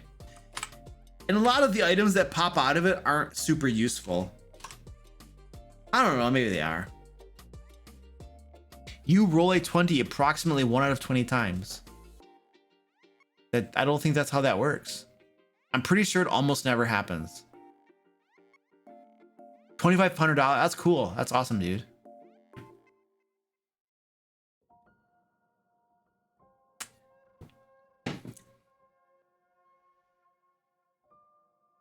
All right, I think we're done with that one. That's the shopping mall. That's such a cool magic item. All right, let's do another one. Let's go to the dice. To the dice. Someone's gonna have a pack of mastiffs. They might. They might. Or a bunch of like mastiff meat. Depends on how they go with that. You have a player's gonna love that one? Yeah. You know what? I need to start using these magic items in my games. I don't know why I don't use these magic items in my own games. Oh, I'm a moron. I've been creating custom magic items with you guys for a long time and I never use them. I'm not very smart. All right, anyway, let's roll some dice. Oh, this is gonna be a fun one. We have a Medusa, an arrow, and somebody who is trying to choose which way down a path to go.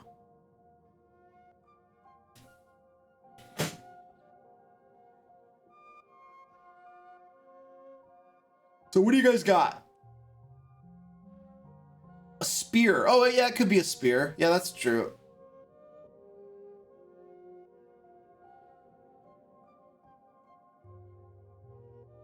Oh. What are you guys thinking?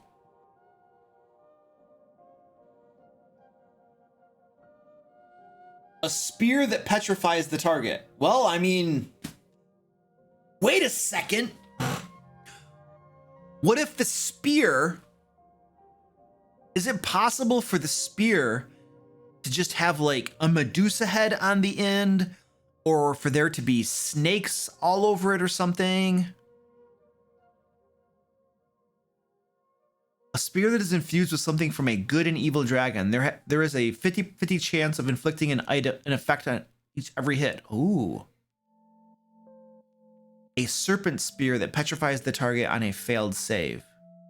Okay, Goliath Cleric, I like your idea. Let's do something with that on maybe the next magic item or something. But I kind of like the idea of this being a spear that petrifies the target too. And it has a snake design. Well, here's what I got. Okay, here we go. What was your custom magic item, Dan? What I missed it. Where was it? I didn't. You don't even have anything posted up there, dude.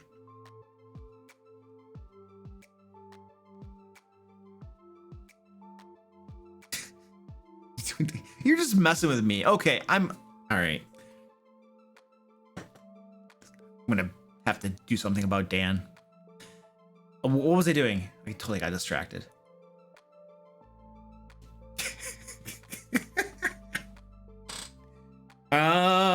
Okay, so this is a weapon. Spear. Don't know the rarity. And we don't know if it requires attunement or not. Oh, that was useful. Thank you.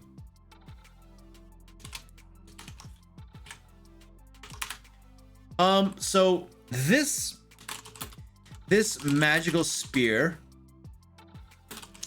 has snake hide stretched over its shaft, and the head and its metal head is carved into the likeness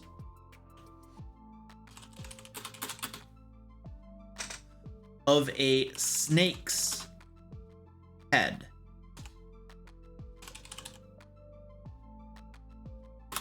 Something like that is what I'm thinking.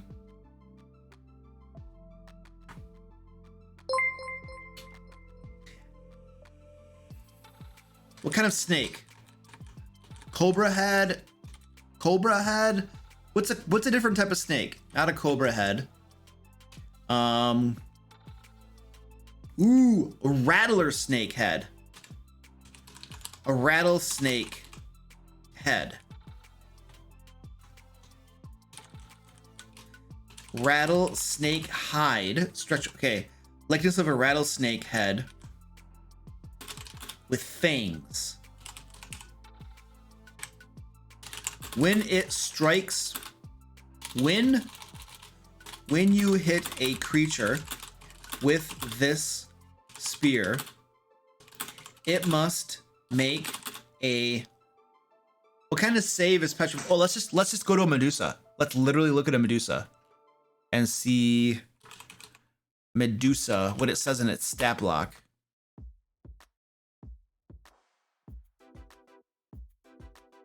Here we go.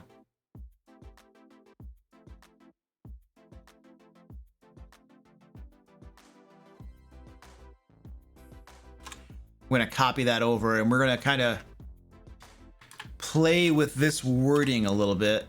Okay.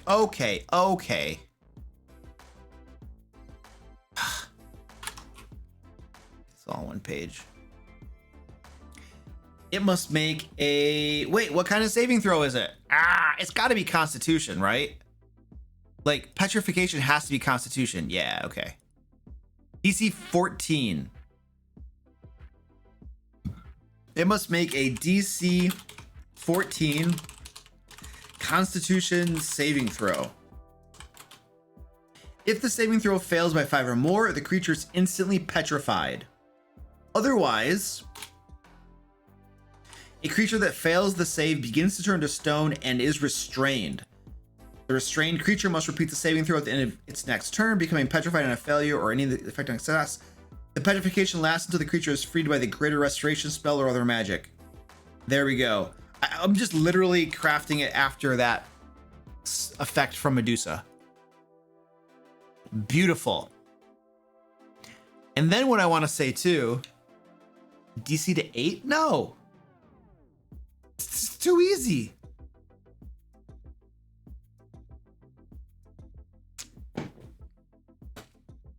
Oh, if it's a cobra, the hood of the cobra makes the side of the spear. Yeah, I know, but I wanted it to be a rattlesnake because I have an idea.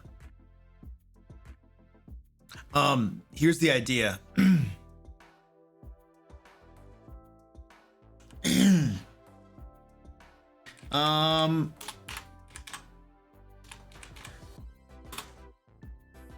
Let's see. The end of the haft is decorated with what do they call a rattlesnake's, the rattles at the end of the snake's tail? What do they call that? Rattlesnake diagram. Here we go. Rattles. They just call them the rattles. Oh, this is awesome. Look at this. Oh, look at this. Rattle on tail. Eye, nostril, prey swallowed head first, jaws that open very wide.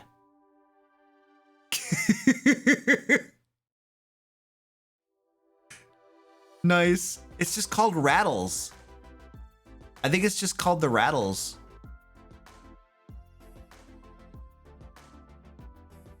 How to draw a rattlesnake. Yeah, I think it's just called rattles. Yeah, we're gonna go with rattles. The end of the haft is decorated with the rattles from a rattle snake's tail.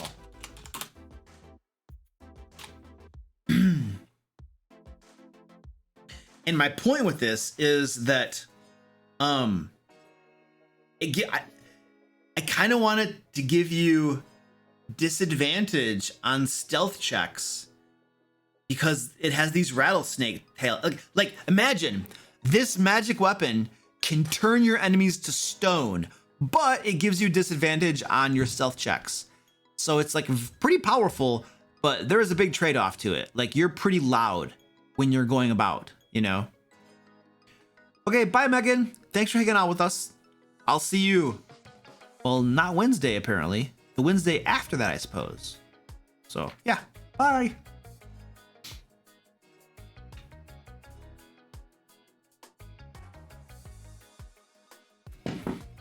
I might not lurk that time. I might actually say hi. I was really tired last Wednesday.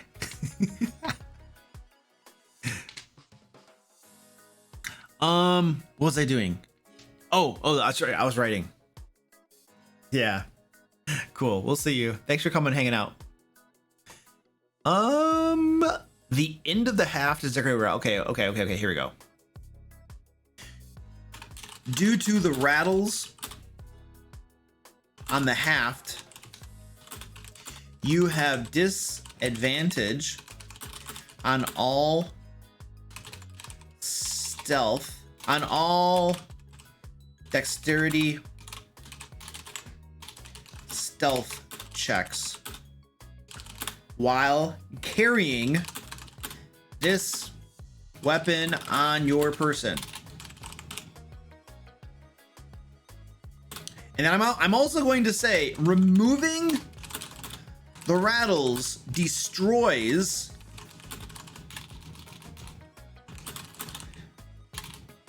the spear's magical properties. Because you know some player's gonna be like, oh, I'm just gonna take the rattles off, yeah. So there you go. There's a trade-off to this magic weapon. So okay, now the rarity. What do you guys think the rarity should be? Somebody said up the shaft. Who said that? They got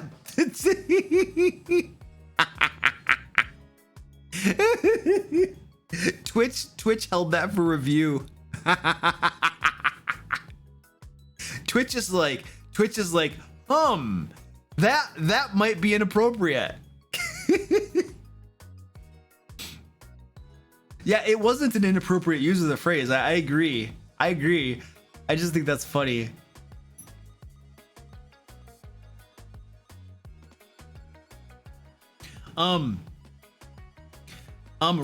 Rarity, guys. Focus. Mommy cat, come here, mommy. What's my mommy doing? I'm like telling you to focus. Mommy, is my mommy cat. Come here, mommy. Squeaky, you big baby. Come here. My mommy cat. Yeah. It's my mommy cat. Mommy is now visiting. She's like, I'm mommy cat. she's adorable. She's so adorable.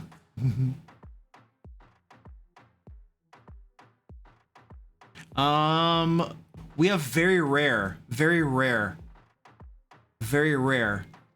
I'm leaning toward very rare because petrification, holy crap. It can restrained is very bad too. Oh, if it does it on every hit.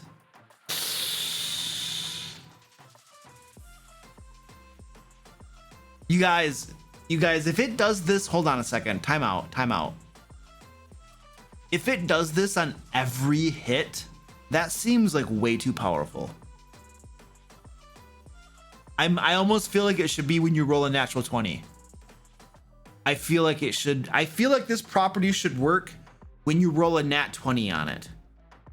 That I think brings that power down a little bit, back in line where it probably should be. When you hit when you roll, how do we word the last one?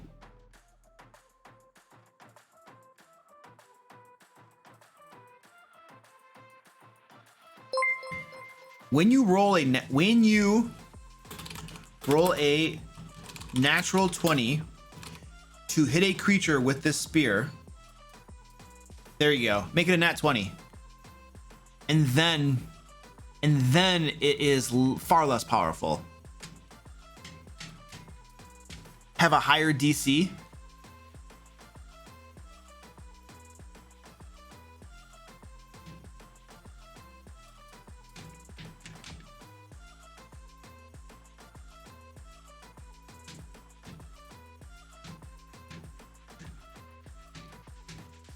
You don't think that DC is high enough? Okay, which 14 14, maybe a 16. Does that feel a little bit better?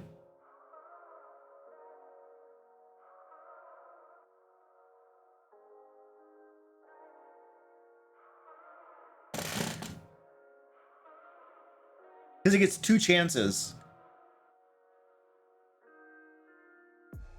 And it's got to be a nat 20. Think 15? 15? Okay, I'm hearing 15.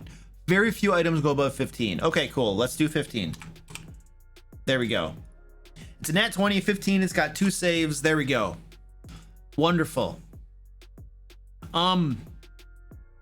What rarity? Are we down to rare now? Because we make it a nat 20? And because it gives you disadvantage on stealth? I kind of feel like that might have brought it down to rare.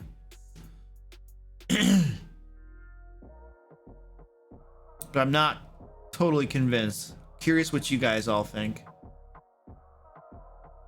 Mad Dog, what's up? How you doing?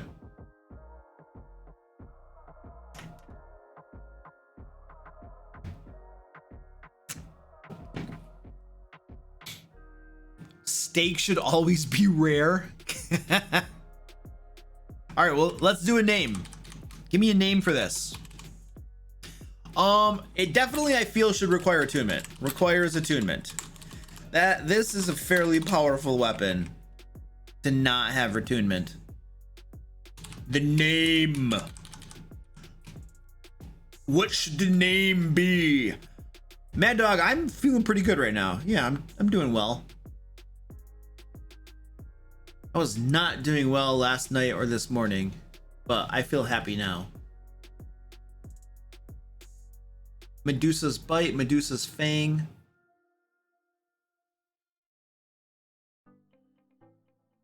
Is there Medusa's Fang? The Basilisk Bite? I'm ignoring you, Dan. Thank you for contributing, though. Spear of Stone.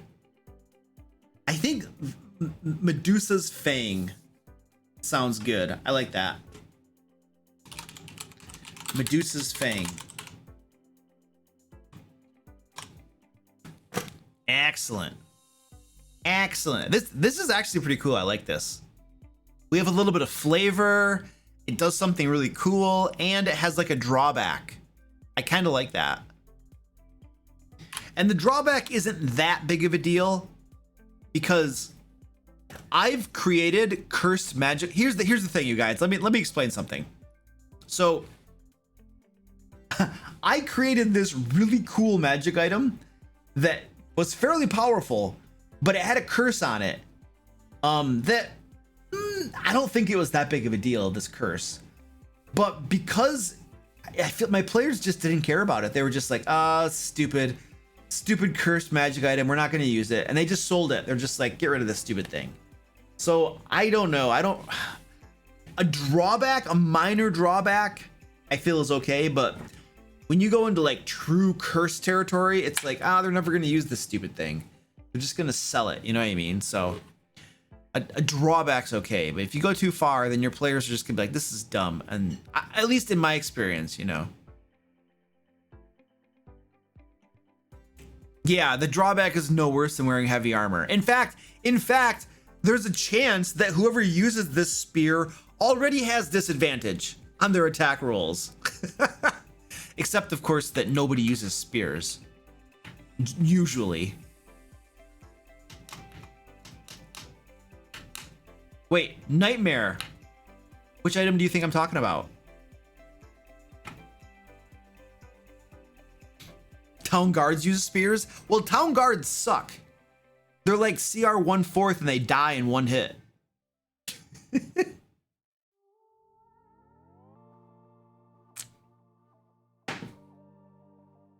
The Helm of the Fireplane. No, it was a custom magic item that I made for my players. Real people use spears. They were the dominant weapons in history. Oh, they absolutely were. Goliath Cleric. Spears were absolutely 100% the dominant weapon of history.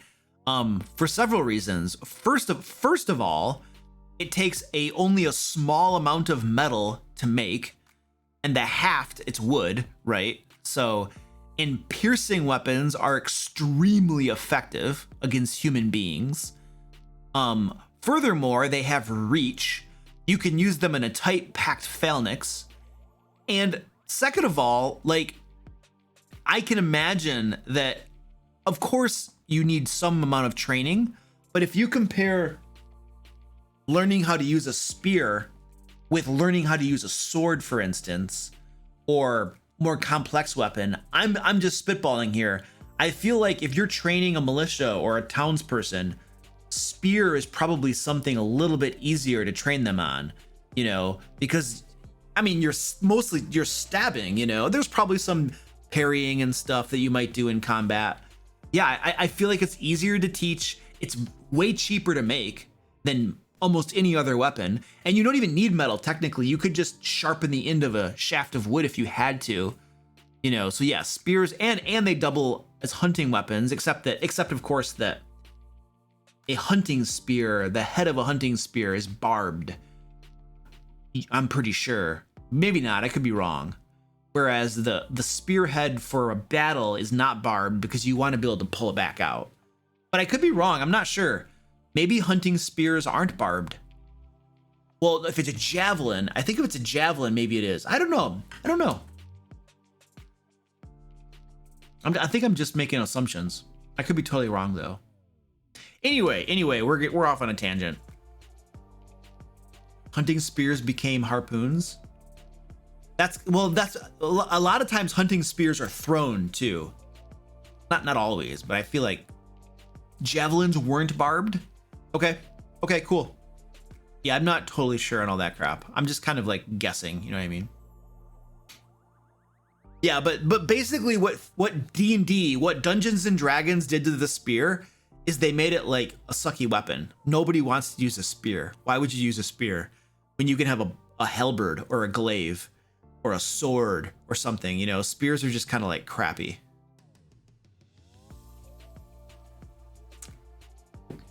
All right. Let's keep going. That's a nice little tangent. Get rid of that. Name.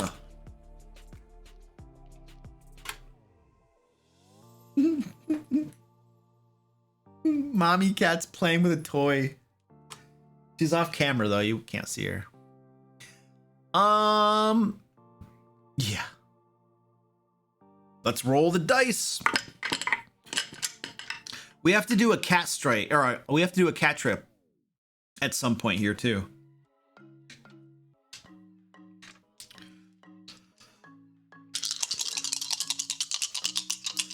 Man, Ed, you and I are on the same page, dude.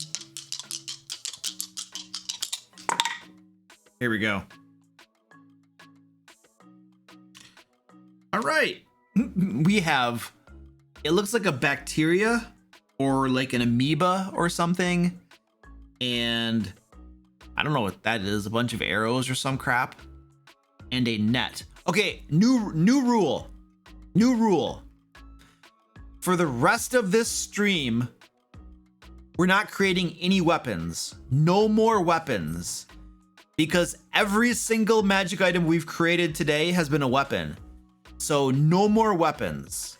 There.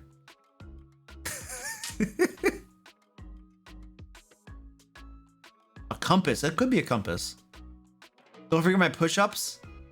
Oh, I'll forget those. Slingshot, what's up, dude? An area of effect. Magic clothing? Yeah, I don't know. What do you guys think? We have an amoeba, a compass or something, and a net with a butterfly. Well, let's not name it. We need to create it first. Once we create it, then we will name it.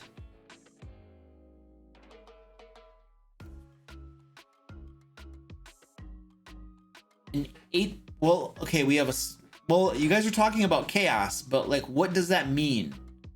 We need like a mechanical effect of what that does.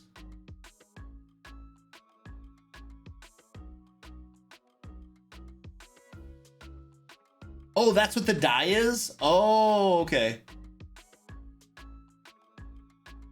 8-pointed Star of Chaos. Okay, so some sort of chaos item or something. Okay. Oh, the symbol on the die represents chaos. Ah, cool. Okay, thank you. We're not creating a spell though. It's a magic item. Yeah, I didn't know what it was. A net. Ooh, a net. Okay, a net.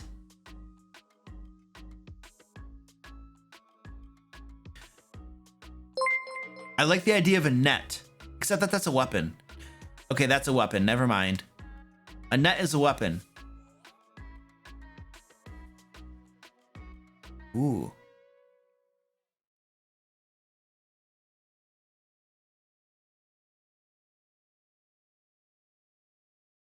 Yeah, the one does look like a germ. It looks like an amoeba or something, or a germ, yeah.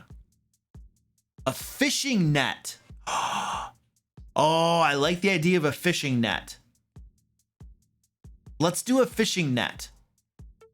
What does this fishing net do? It is now a fishing net.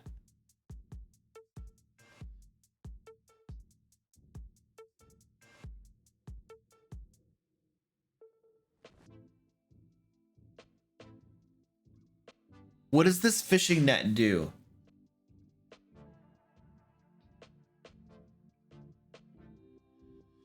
Rations.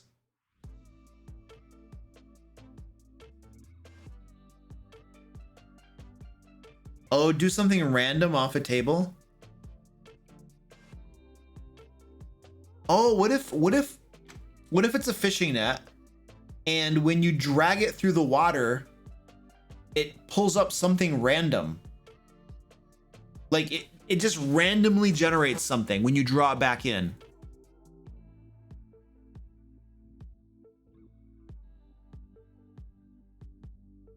And then it, okay. Let's do this. All right, so this is, it's gonna be a wondrous item. Wondrous item, and we don't know the rarity. Okay. When you throw this fishing net into the water and draw it back in, it produces a random item from the table below.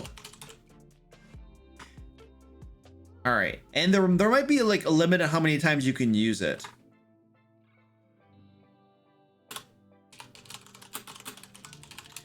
I'm not sure. We'll come back to that. Let's create the different things you can pull in with it off the table though. Insert table. Let's make this a D12. We should do a D12. D12 item.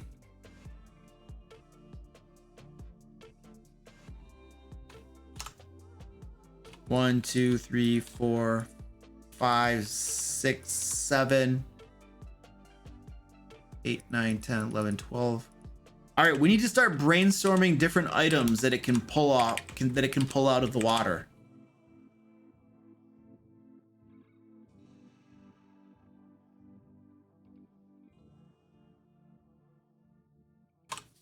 Brainstorm some items, folks. An anchor? No, mundane items, no magical items. It's not gonna pull in a magic item. Unless it's like a potion or something. It could be fish, yeah.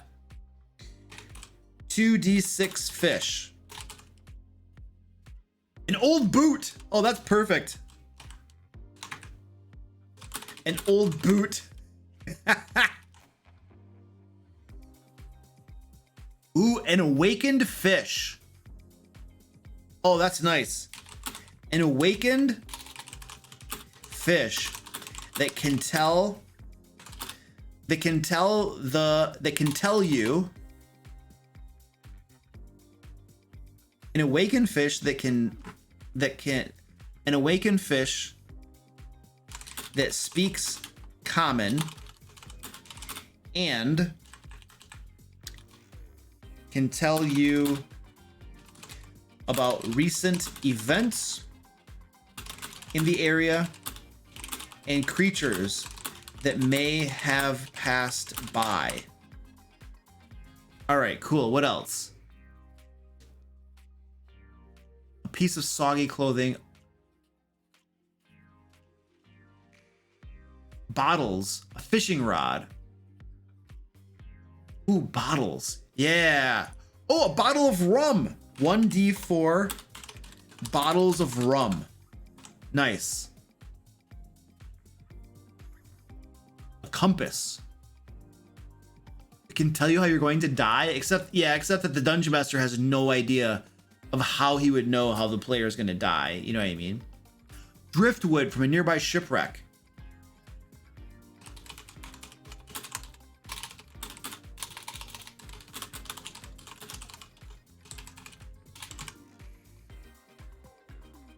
Ooh, a skeleton key. Lost messages in an empty bottle for plot hooks.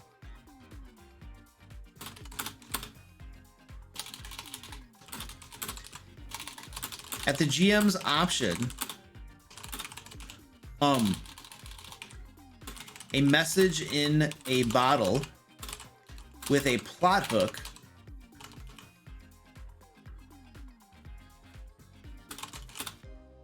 could be included as well. I want to make that optional because the GM might not have something ready, you know?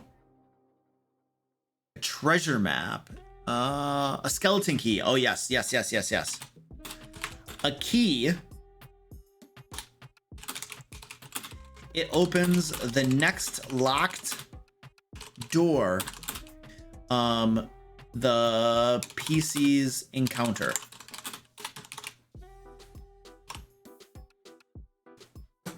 Okay.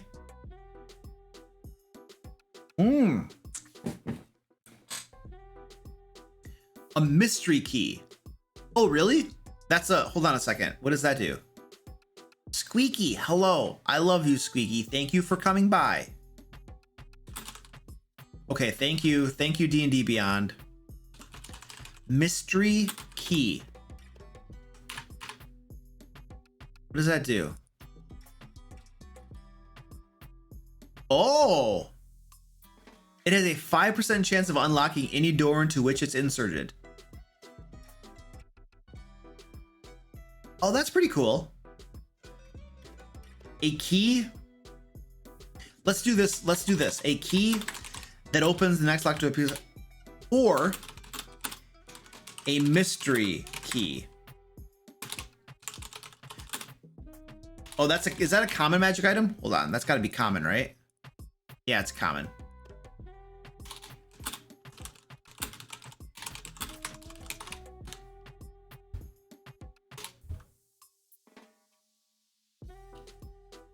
All right, that's good. Jewelry. Oh, yes. Clams or pearls. Yes. Let's do 2d4 pearls worth 10 gold pieces each. A rusty helmet. Oh, yeah. Okay, hold on a second. What's inside the rusty helmet? A spell scroll carved into seal skin. Oh, I like that.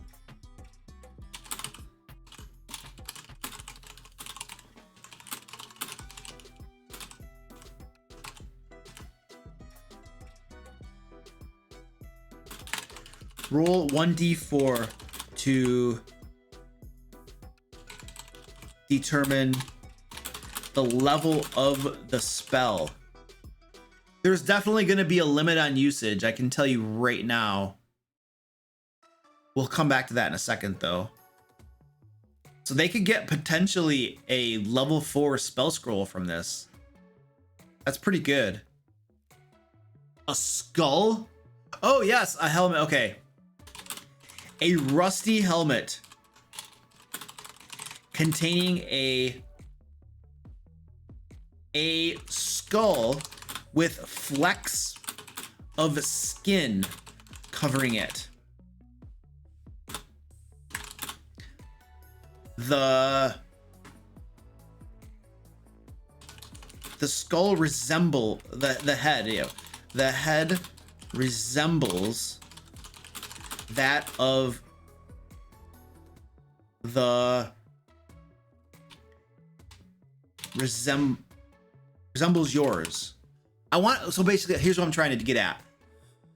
The skull or the head that you draw in looks like your own. It's supposed to be like a creepy moment, but I'm having trouble wording it. The head resembles yours.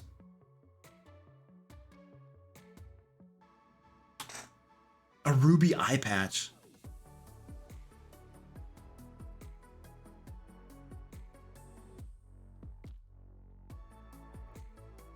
Yeah, like Luke Skywalker in the cave, yeah.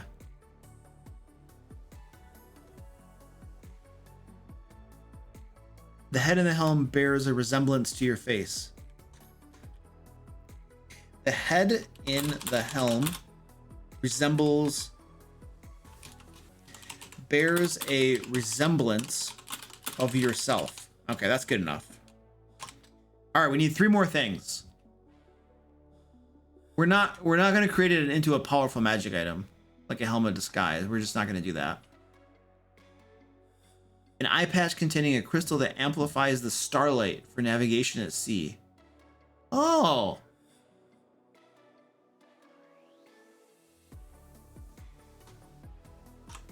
I like that.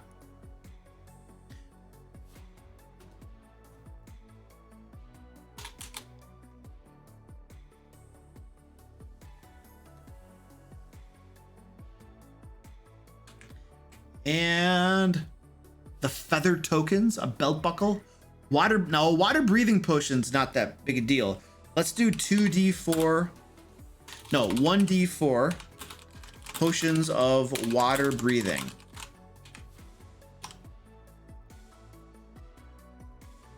Oh, a coffer containing 50 gold pieces. Yeah. A soggy wooden coffer containing 50 gold pieces. All right. Awesome. It needs 1 bad thing. Okay, what's the bad thing? Pirate booty. What's 1 bad thing that could be in here? You find a being that calls themselves Dan, which attacks on sight. It has 1 in every attribute and 1 hit point. You die.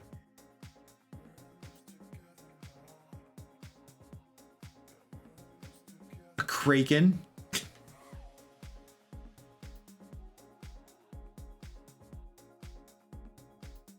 A flame skull after it dries out? Oh, that's crazy. That should be like that should be number 1 if you roll a 1. A skull. Once the skull dries out, it turns into a flame skull, which is hostile towards you. Towards the PC that... Towards the party. Thank you. There we go. How's that? Night Lore, thank you so much for the sub, dude. I appreciate that. Very cool. Let's spam some emotes for Night Lore. Let the spamming of emotes begin. I'm out of coffee.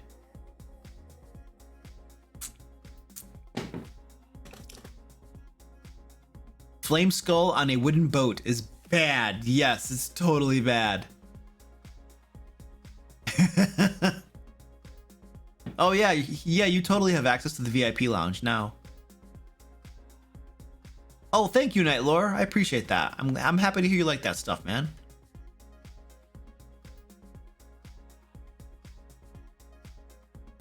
Cat trip. Oh, we do have to do a cat trip. We totally have to do a cat trip. Okay, hold on a second. We have to put a limit on this usage. How many times can you use this net? I mean, jeez, you guys. There's some cool stuff in here.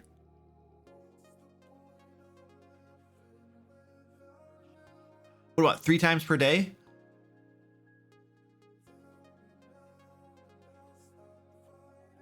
Oh, the size of the water surface? Once per week, 3 times per day?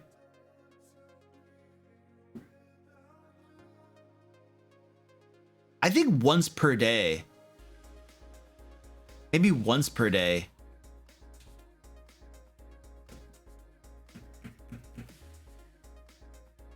Yeah, I'm thinking once per day.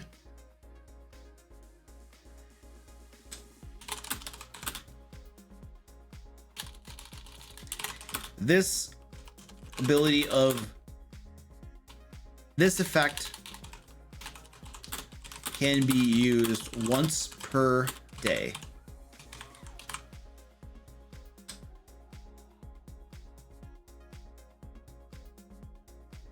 They have a certain way of wording that, like it comes back at dawn. Once you use this effect, it cannot be used again until the next dawn. I think that's how they say it. Once this effect has been used, it cannot be used again until the next dawn. I think that's roughly how they word it. And when you throw this fishing net into the water,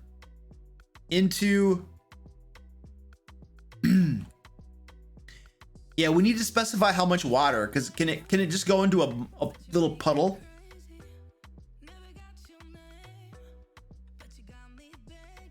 How do we specify how big the water needs to be?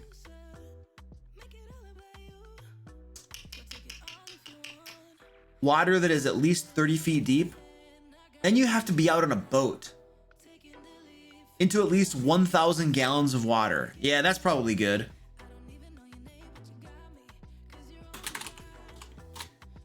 This property only functions when thrown into at least 1,000 gallons of water. When thrown into a natural, oh no, doesn't mean natural.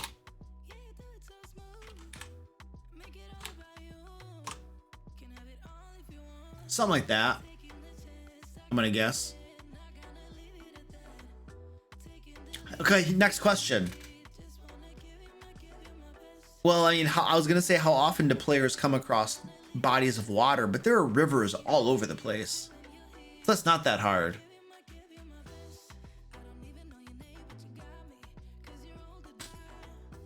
All right, what's the rarity on this?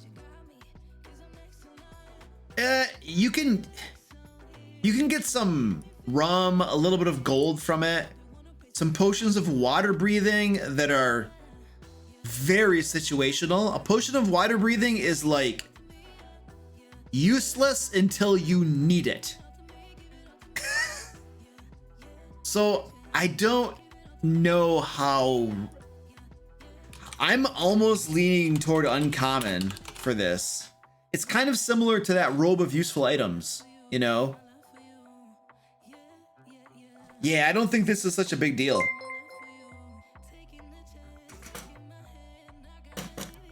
Worgen Fang, thank you so much for the Prime, dude. I really appreciate that. Let us spam some emotes in recognition of Worgen Fang's subscription. Thank you very much, sir. Selling the potions is probably what they will do. Yeah, they probably will. Sure. Yeah. I love how when I say spam emotes, I have moderators dropping the no spamming rule.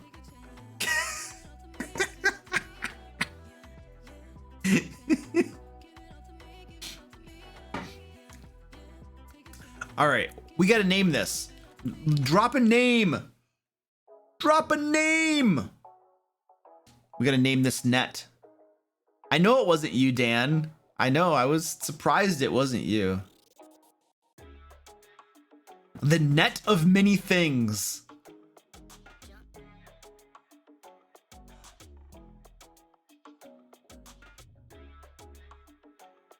Wet net. Fisherman's delight. I kind of like that. Bear's bounty. I kind of like fisherman's delight. I think that sounds cool.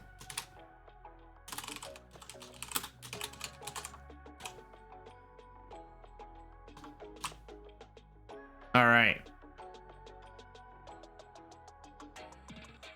We need to do our cat trip. Yeah, we got to do our cat trip. We have done 1, 2, 3, 4, 5, 6. We've done 6 magic items so far tonight. Fisherman's remorse on a 1. Yeah, totally.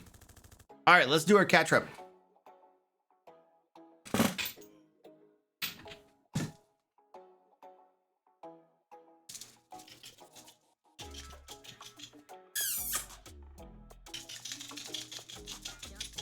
What's up, little guy? Little guy. All right, I gotta get their treats. Oh man, my mouse. Or I gotta get their toys. Yeah, what up, little guy?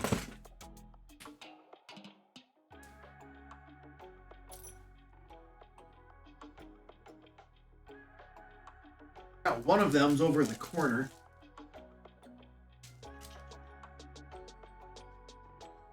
Mommy, come on.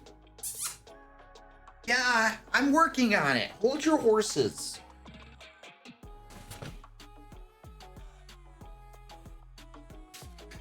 Ravioli. You like ravioli, Ed?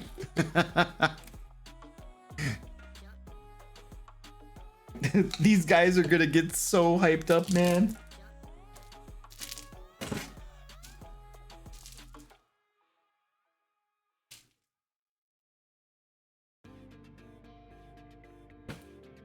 We got one more.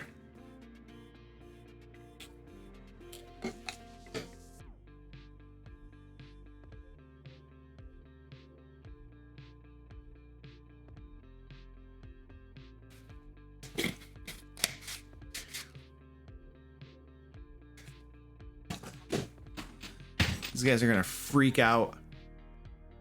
I'm gonna go bio real quick while you guys stare at these guys go nuts. Orange is gonna go nuts too. Oh, Orange is so big.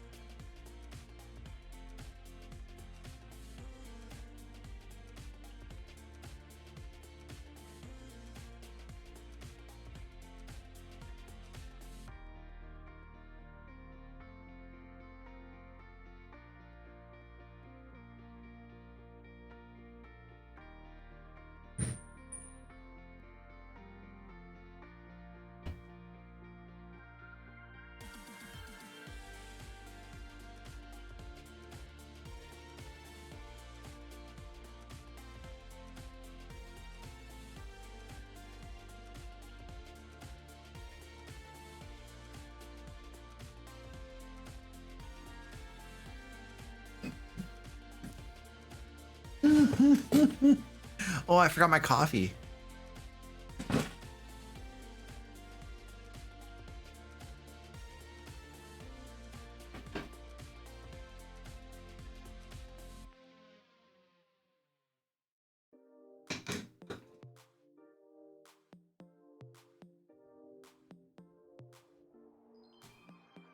Squeaky's starting to roll.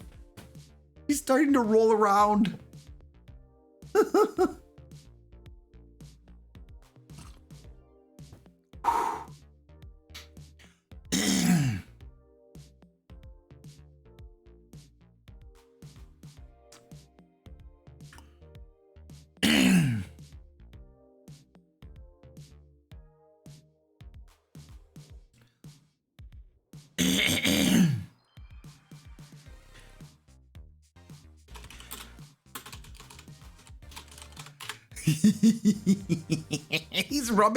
He's rubbing catnip on his face. So Rod of Rulership says you can use an action to present the rod and command obedience from each creature of your choice that you can see. No, there's nothing in there that says the rod has to be seen by the creatures. It just says you present the rod. I don't think they have to be able to see it. Nah. I would say it works. It doesn't say you have to see the rod. It's magic. You're using magic to do it. It just says each creature of your choice that you can see. If you look at the precedent set by spells such as Dissonant Whispers and Vicious Mockery, those spells specify that creatures have to be able to hear you. There's nothing in this Rod of Rulership that specifies that a creature has to be able to see you or to see the rod. If it's not explicitly stated, then it's not a rule. Like, you know, we could say, well, you have to have a pocket full of like fish for this to work. Well, it doesn't specify that you have to have a pocket full of fish. Therefore, you don't. So since this doesn't specify that you have to be able to see the rod, you don't. That's kind of how I go on that. My gosh, look at this guy. Oh, man.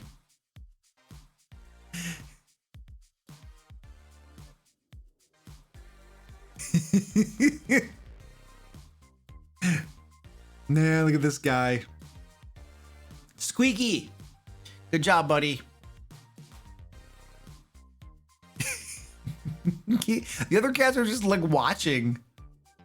All right, let's get some more magic items going on here.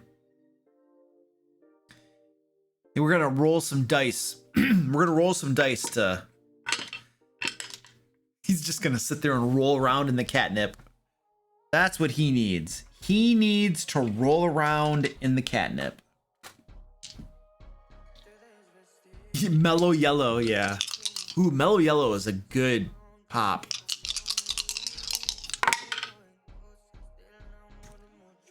Oh. No magic, no magic, no weapons though. No weapons. So we have like an ogre. It's like an ogre, a lock, and an axe. But we are not creating a magic weapon because we've already created too many of them. In fact, you know what? I'm gonna re-roll that. Music, there you go. You have a music note. All right, so what is our magic weapon gonna be? Brainstorm a magic weapon. He's such a crazy nutbag. He's like, I'm gonna roll in this catnip. Yeah.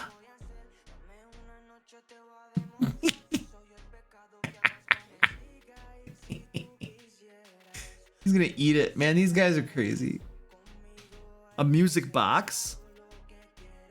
A lock that can be broken by strength but can be unlocked by musical.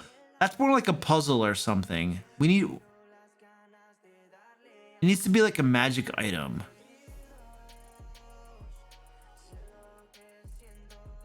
The first one I think is like an ogre.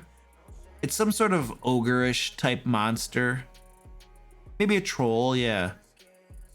A magic flute that sounds like an ogre grunting, which unlocks various locks with certain difficulties. Ooh.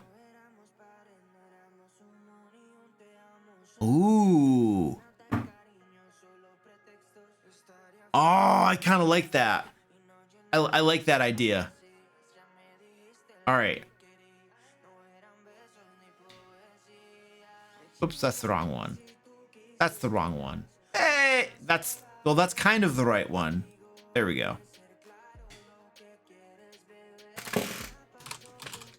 Name.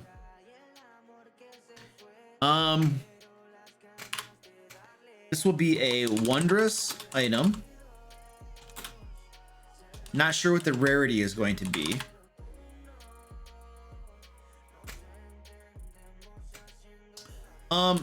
This magical flute, when you play this magical flute, it sounds like ogres grunting.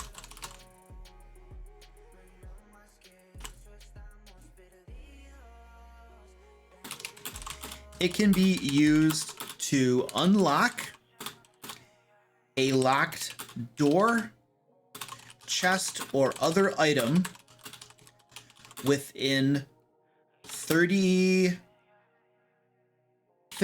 feet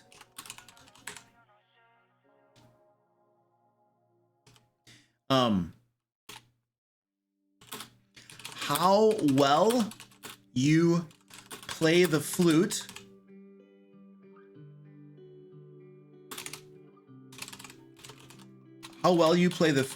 flute determines the DC of lock that can be opened. You can only attempt to open a lock once. Okay, so this is what I'm getting at. I want there to be a table. We might have to reword that because I feel like that's pretty awkwardly worded. But what I'm thinking is we have a table and we say charisma performance check, and then lock DC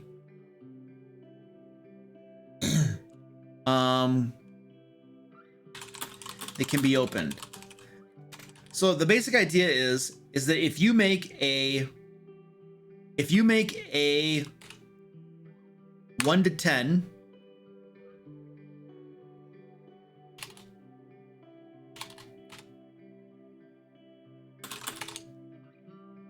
you can open a DC 5.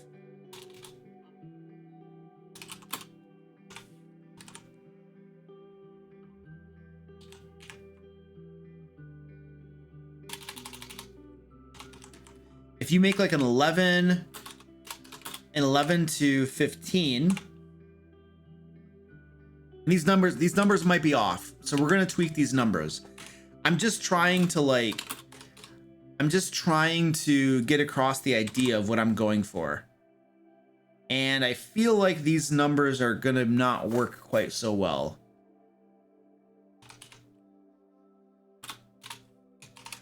Maybe this becomes a 10. This is a 15. This is a 20. And this is up to a 25. Does this make sense? Yeah, it is actually 1 for 1. It actually has turned out to be 1 for 1.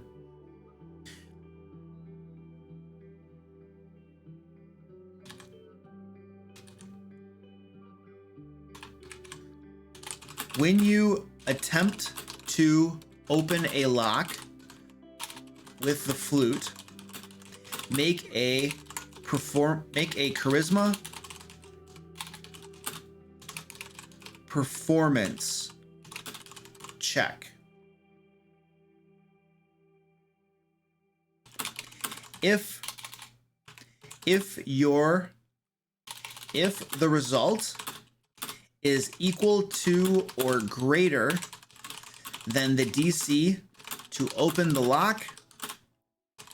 Lock is opened. There, that's easier. That's a lot easier. You could, how's that sound? Does that sound pretty good?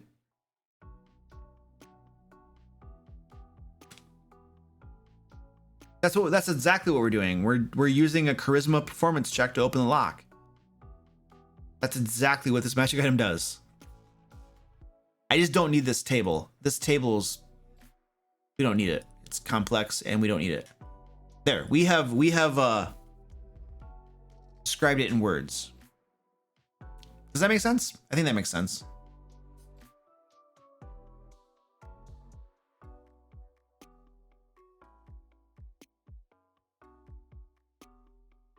I don't even, this is extra wording. We don't even need that. There we go. Now we've made it even simpler. Okay, cool. Good to go. Excellent. I like it.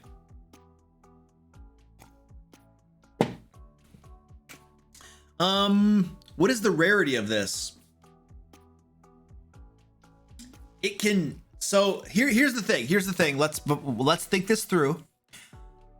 If you give this to a group, you're almost guaranteed to have somebody in the group that has like a +5 or more to their performance check. So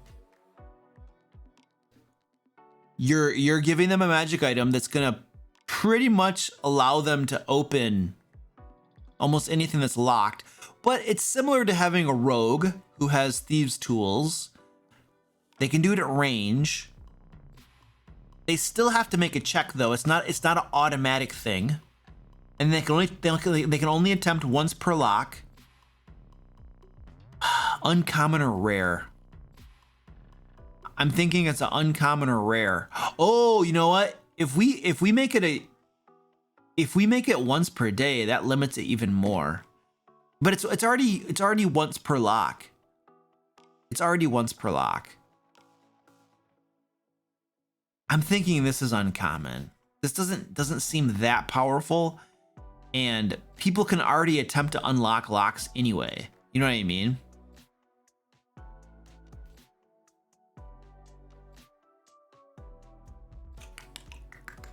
Yeah, I'm just gonna go with uncommon. I don't think this is that big of a deal.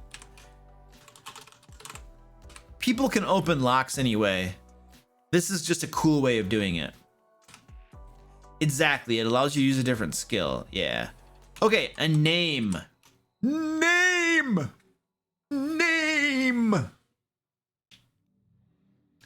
We have Flute of Fort Knox.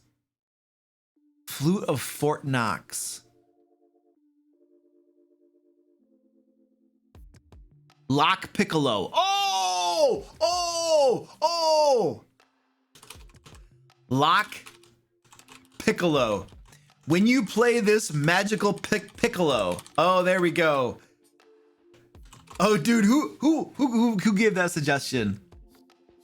Hex Slingshot. That is awesome. You the man. That is so cool. Heck yeah. So cool.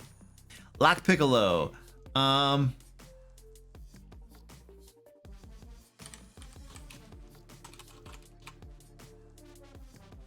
There we go. Beautiful. What's wrong with Piccolo? Oh yeah, it does need a comma. Yep. All right, that's beautiful. I love that. I think that's one of the cooler magic items we created tonight. The Fisherman's Delight's pretty cool. The Shopping Mall is really cool too. I like that one.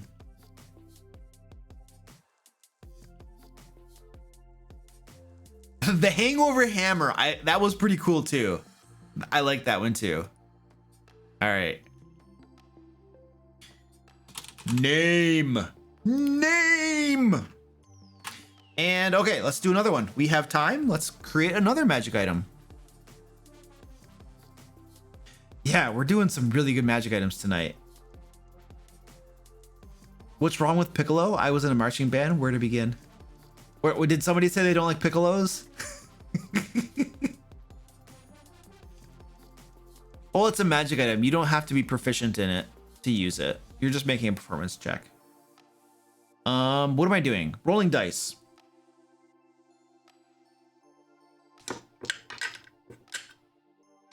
All right, here we go. Oh, I gotta show you my dice tray. You might think I'm cheating. I'm not cheating.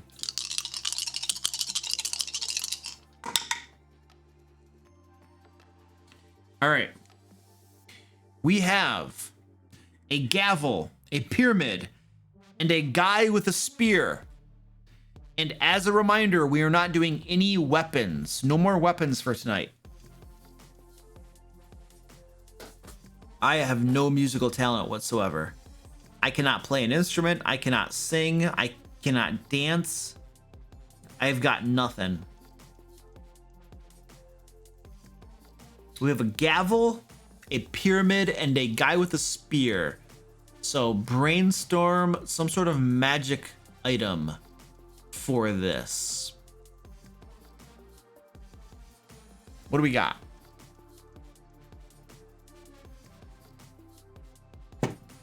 My coffee is so cold, it's not even funny. My coffee pot like turns off automatically after so long. I think like 2 hours maybe. And so it's been off for a while, and now my coffee is cold.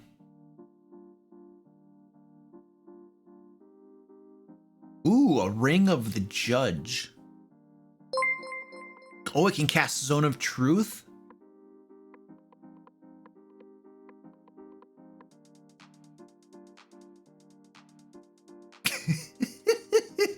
Whatever, Dan.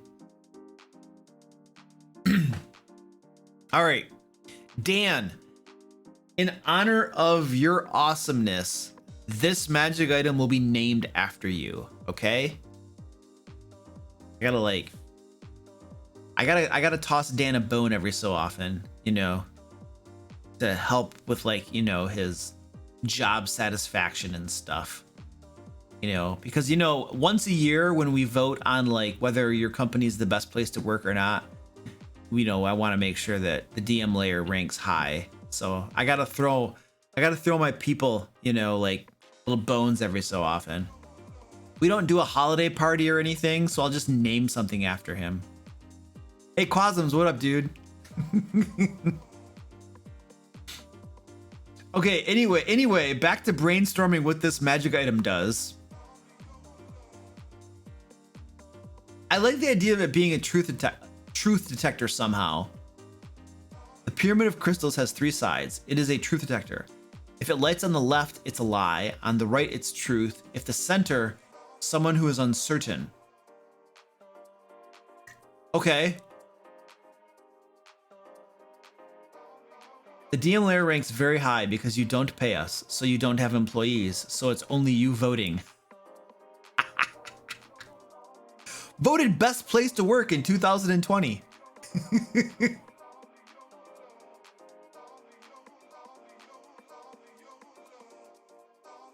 A gavel that summons Dan pygmies with spears. Oh, and they come when they appear, they're these little pygmies with spears, and they're just like Dan. Like they had this chant. They're always chanting Dan. And then when they're stabbing people, they're like Dan. They're like stabbing them to Dan. They could have this like little song, this Dan song or something. Oh yeah, sorry. We had to cancel the holiday party, Quasums, because of COVID. You know, it's unfortunate. Yeah. Okay, hold on a second.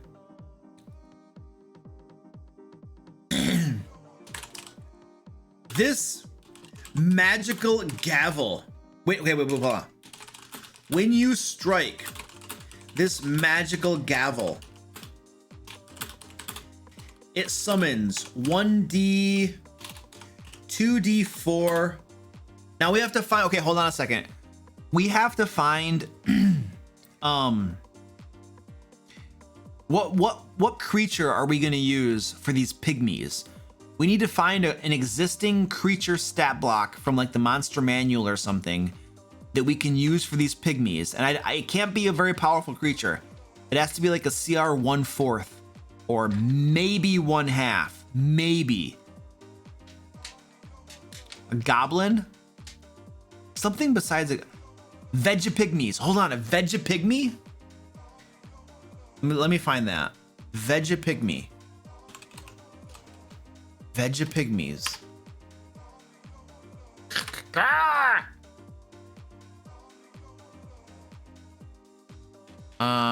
Okay, you're being dumb.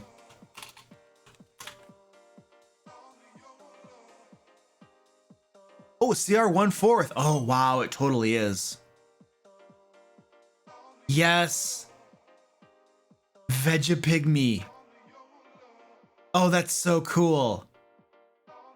1d4 Vegapygmies. Okay, cool. It summons 1d4 Vegapygmies. I can't spell.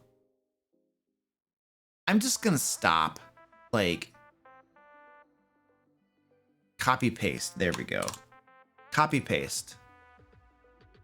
I might have actually got it right, but it just doesn't exist. Yeah, I probably was right. When you strike this magical gavel, it summons 2d4 Vegapygmies, which appear within 30 feet of you.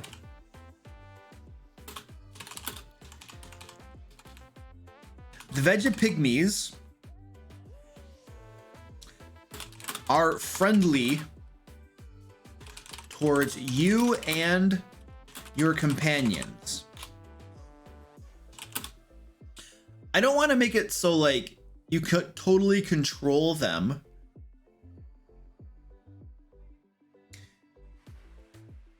But like they'll help you out. They're covered with dandelions.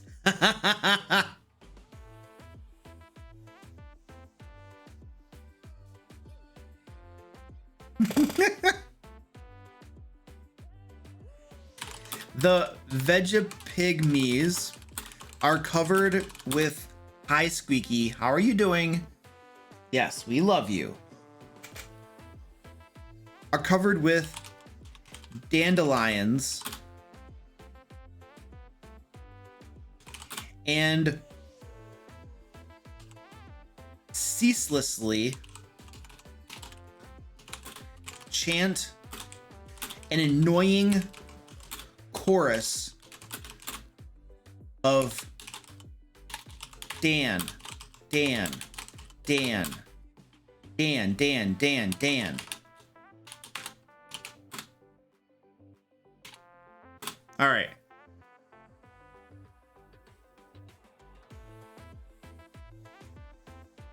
Oh, if you're of a non-chaotic alignment? So hold on a second. What? They're neutral. Why non-chaotic? These plants are neutral. Is there a reason for the non-chaotic part of that? The gavel. Oh, the gavel. Well, no, let's say that if you're lawful,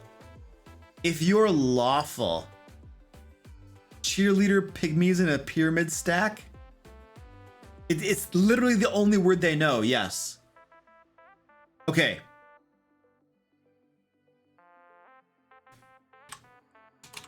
If you are lawful, the Vegapygmies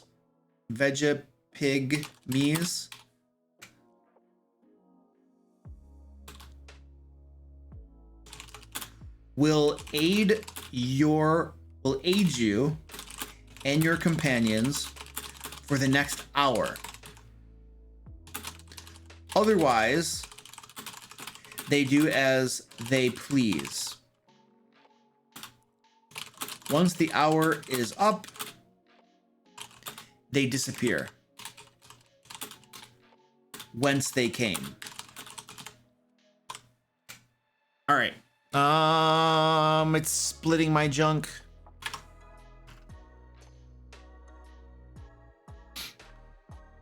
for the next hour or until slain. Okay. Yeah. Otherwise, they will do as they please.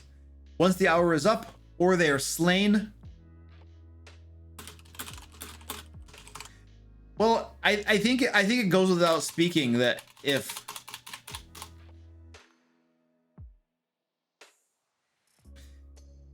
they're dead, they're not going to help you anymore.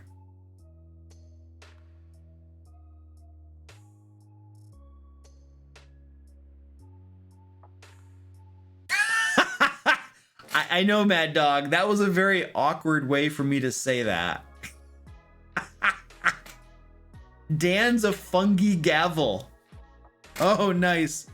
Okay, hold on a second. This magical gavel is covered with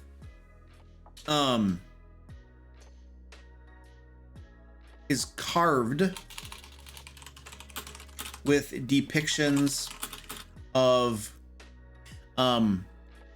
leaves and vines. When you strike the gavel, there we go.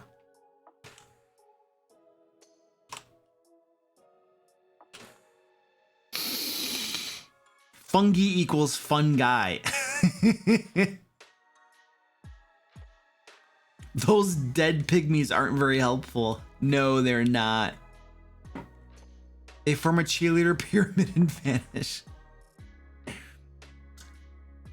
I think this is pretty good.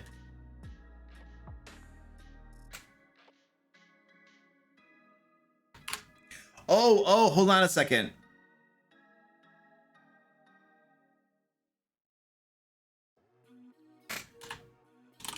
Since the Vegapygmies, oh come on with the spelling, are constantly chanting, it is impossible for you to travel stealthily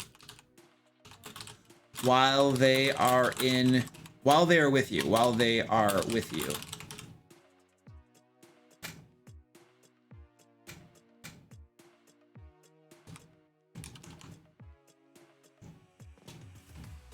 All right.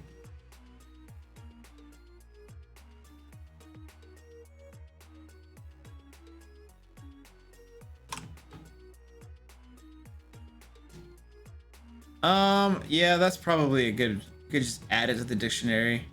Oh, look at that. And I can correct it. Beautiful.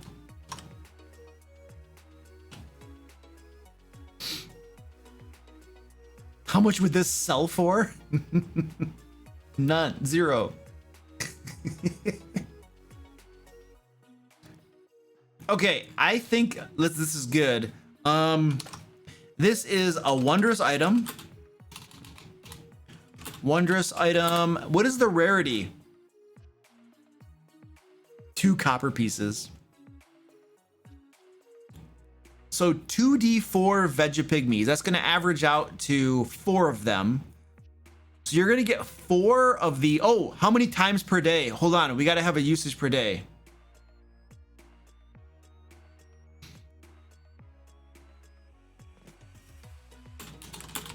The gavel can be used once.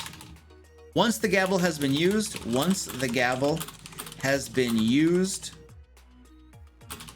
it cannot be used until the next dawn. So we're gonna say once per day. Once per day is plenty to get some minions. Uncommon? Really? You guys think that's uncommon? To get some minions? Oh, well, they have 9 hit points. Very bad armor class. They take away your stealth. They do regenerate, though. Wow. And These are like at low level, this would actually be pretty useful. But at higher level, these things are gonna die very, very fast.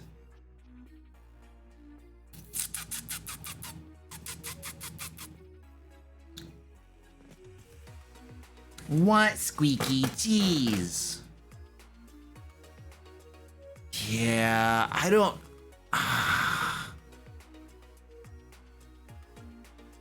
Well, a scroll of conjure woodland beings would be rare. Yeah, and this is gonna let you do this every single day. So yeah, I think rare. Rare makes sense to me. What about attunement? Does this feel like attunement to you guys? I feel like this is attunement. You're summoning some minions and stuff. Yeah. I think that's attunement. All right, let's name it. Name it. Name the magic item. Well, you only lose stealth for 1 hour while they're with you. Give me a name for this. Handy Dandy.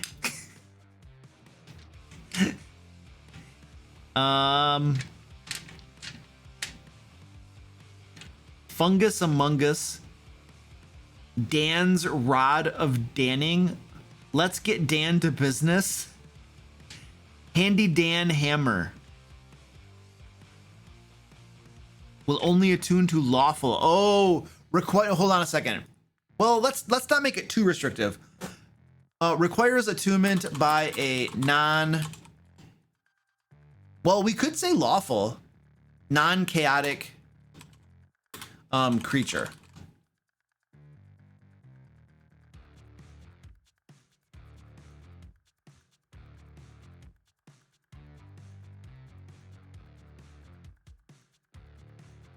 I almost want to make this non-chaotic. If you are not of a chaotic alignment, there we go. If you are a non-chaotic alignment, there. Yay, alignment has a purpose. I know. We're trying to get rid of it. Handy Dandelion. Dan's Dandy Gavel. Dan's Dandy. Dan's Gavel of Fungi. I like that. Dan's Gavel of Fungi. Fun guy. Yeah, fun guy. Fun guy. Dan's Gavel of Fun guy. There we go. How's that? I think I like that. Bam. Oh, that's beautiful. It's beautiful.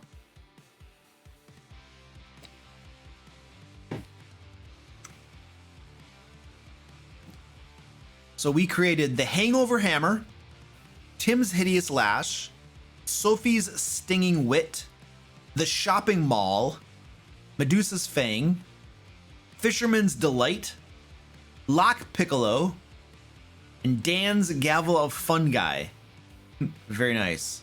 Very, very nice. Before you ask, it's great and I am happy. Well, thank you, Dan. That was my goal, to make you happy.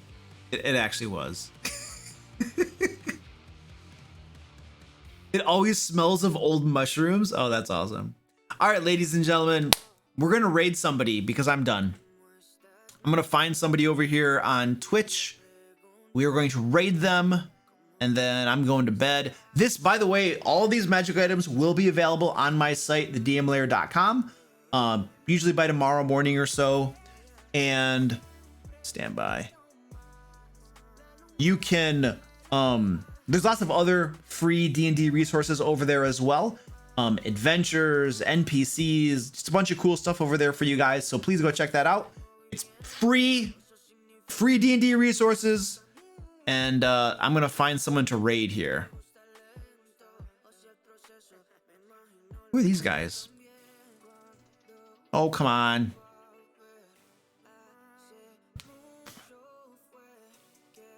Oh, I got a pre-roll. Yeah, I got a pre-roll.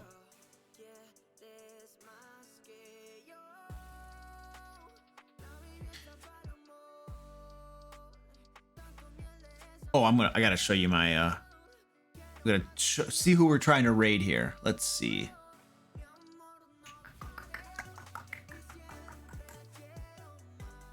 Dee-doo.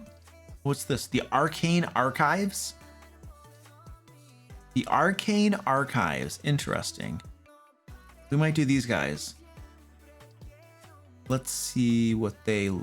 Be right back? What do you mean, be right back? We should go in there and raid them. And then when they get back, we'll just be yelling at them. And then they're going to be like, whoa, what happened? I think I raided these guys. I've raided them before. How long are they going to be gone, though? It can't be that long, can it? Should we raid these guys? Should we raid these guys so that when they come back, they just have like a massive room full of people? Gotta find a channel with someone named Dan. It's a risk. It's a risk if we raid them. But it could be so cool if they come back and they're like, holy crap. What do you guys think?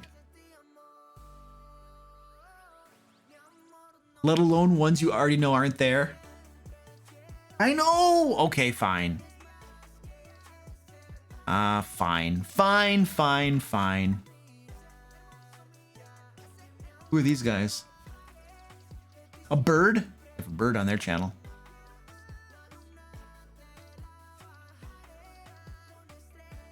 These people are actually at the game table. I know those guys. Read them before.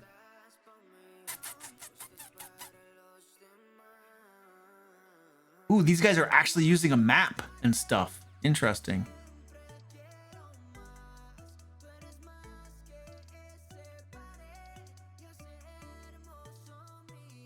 Oh, look at this one. Here we go. Film Dog TV. Roan Martel. I think we're gonna do these guys. Just make sure they're here. Yep, they're there. Okay, who are these guys? Film Dog TV. All right, I'm gonna get this set up. Raid channel. Film Dog TV. There we go. All right, guys, let's raid these people. I will see you Monday. Yeah, on stream. Okay, bye-bye. Go raid. Get in the raid. Let's go. Do it.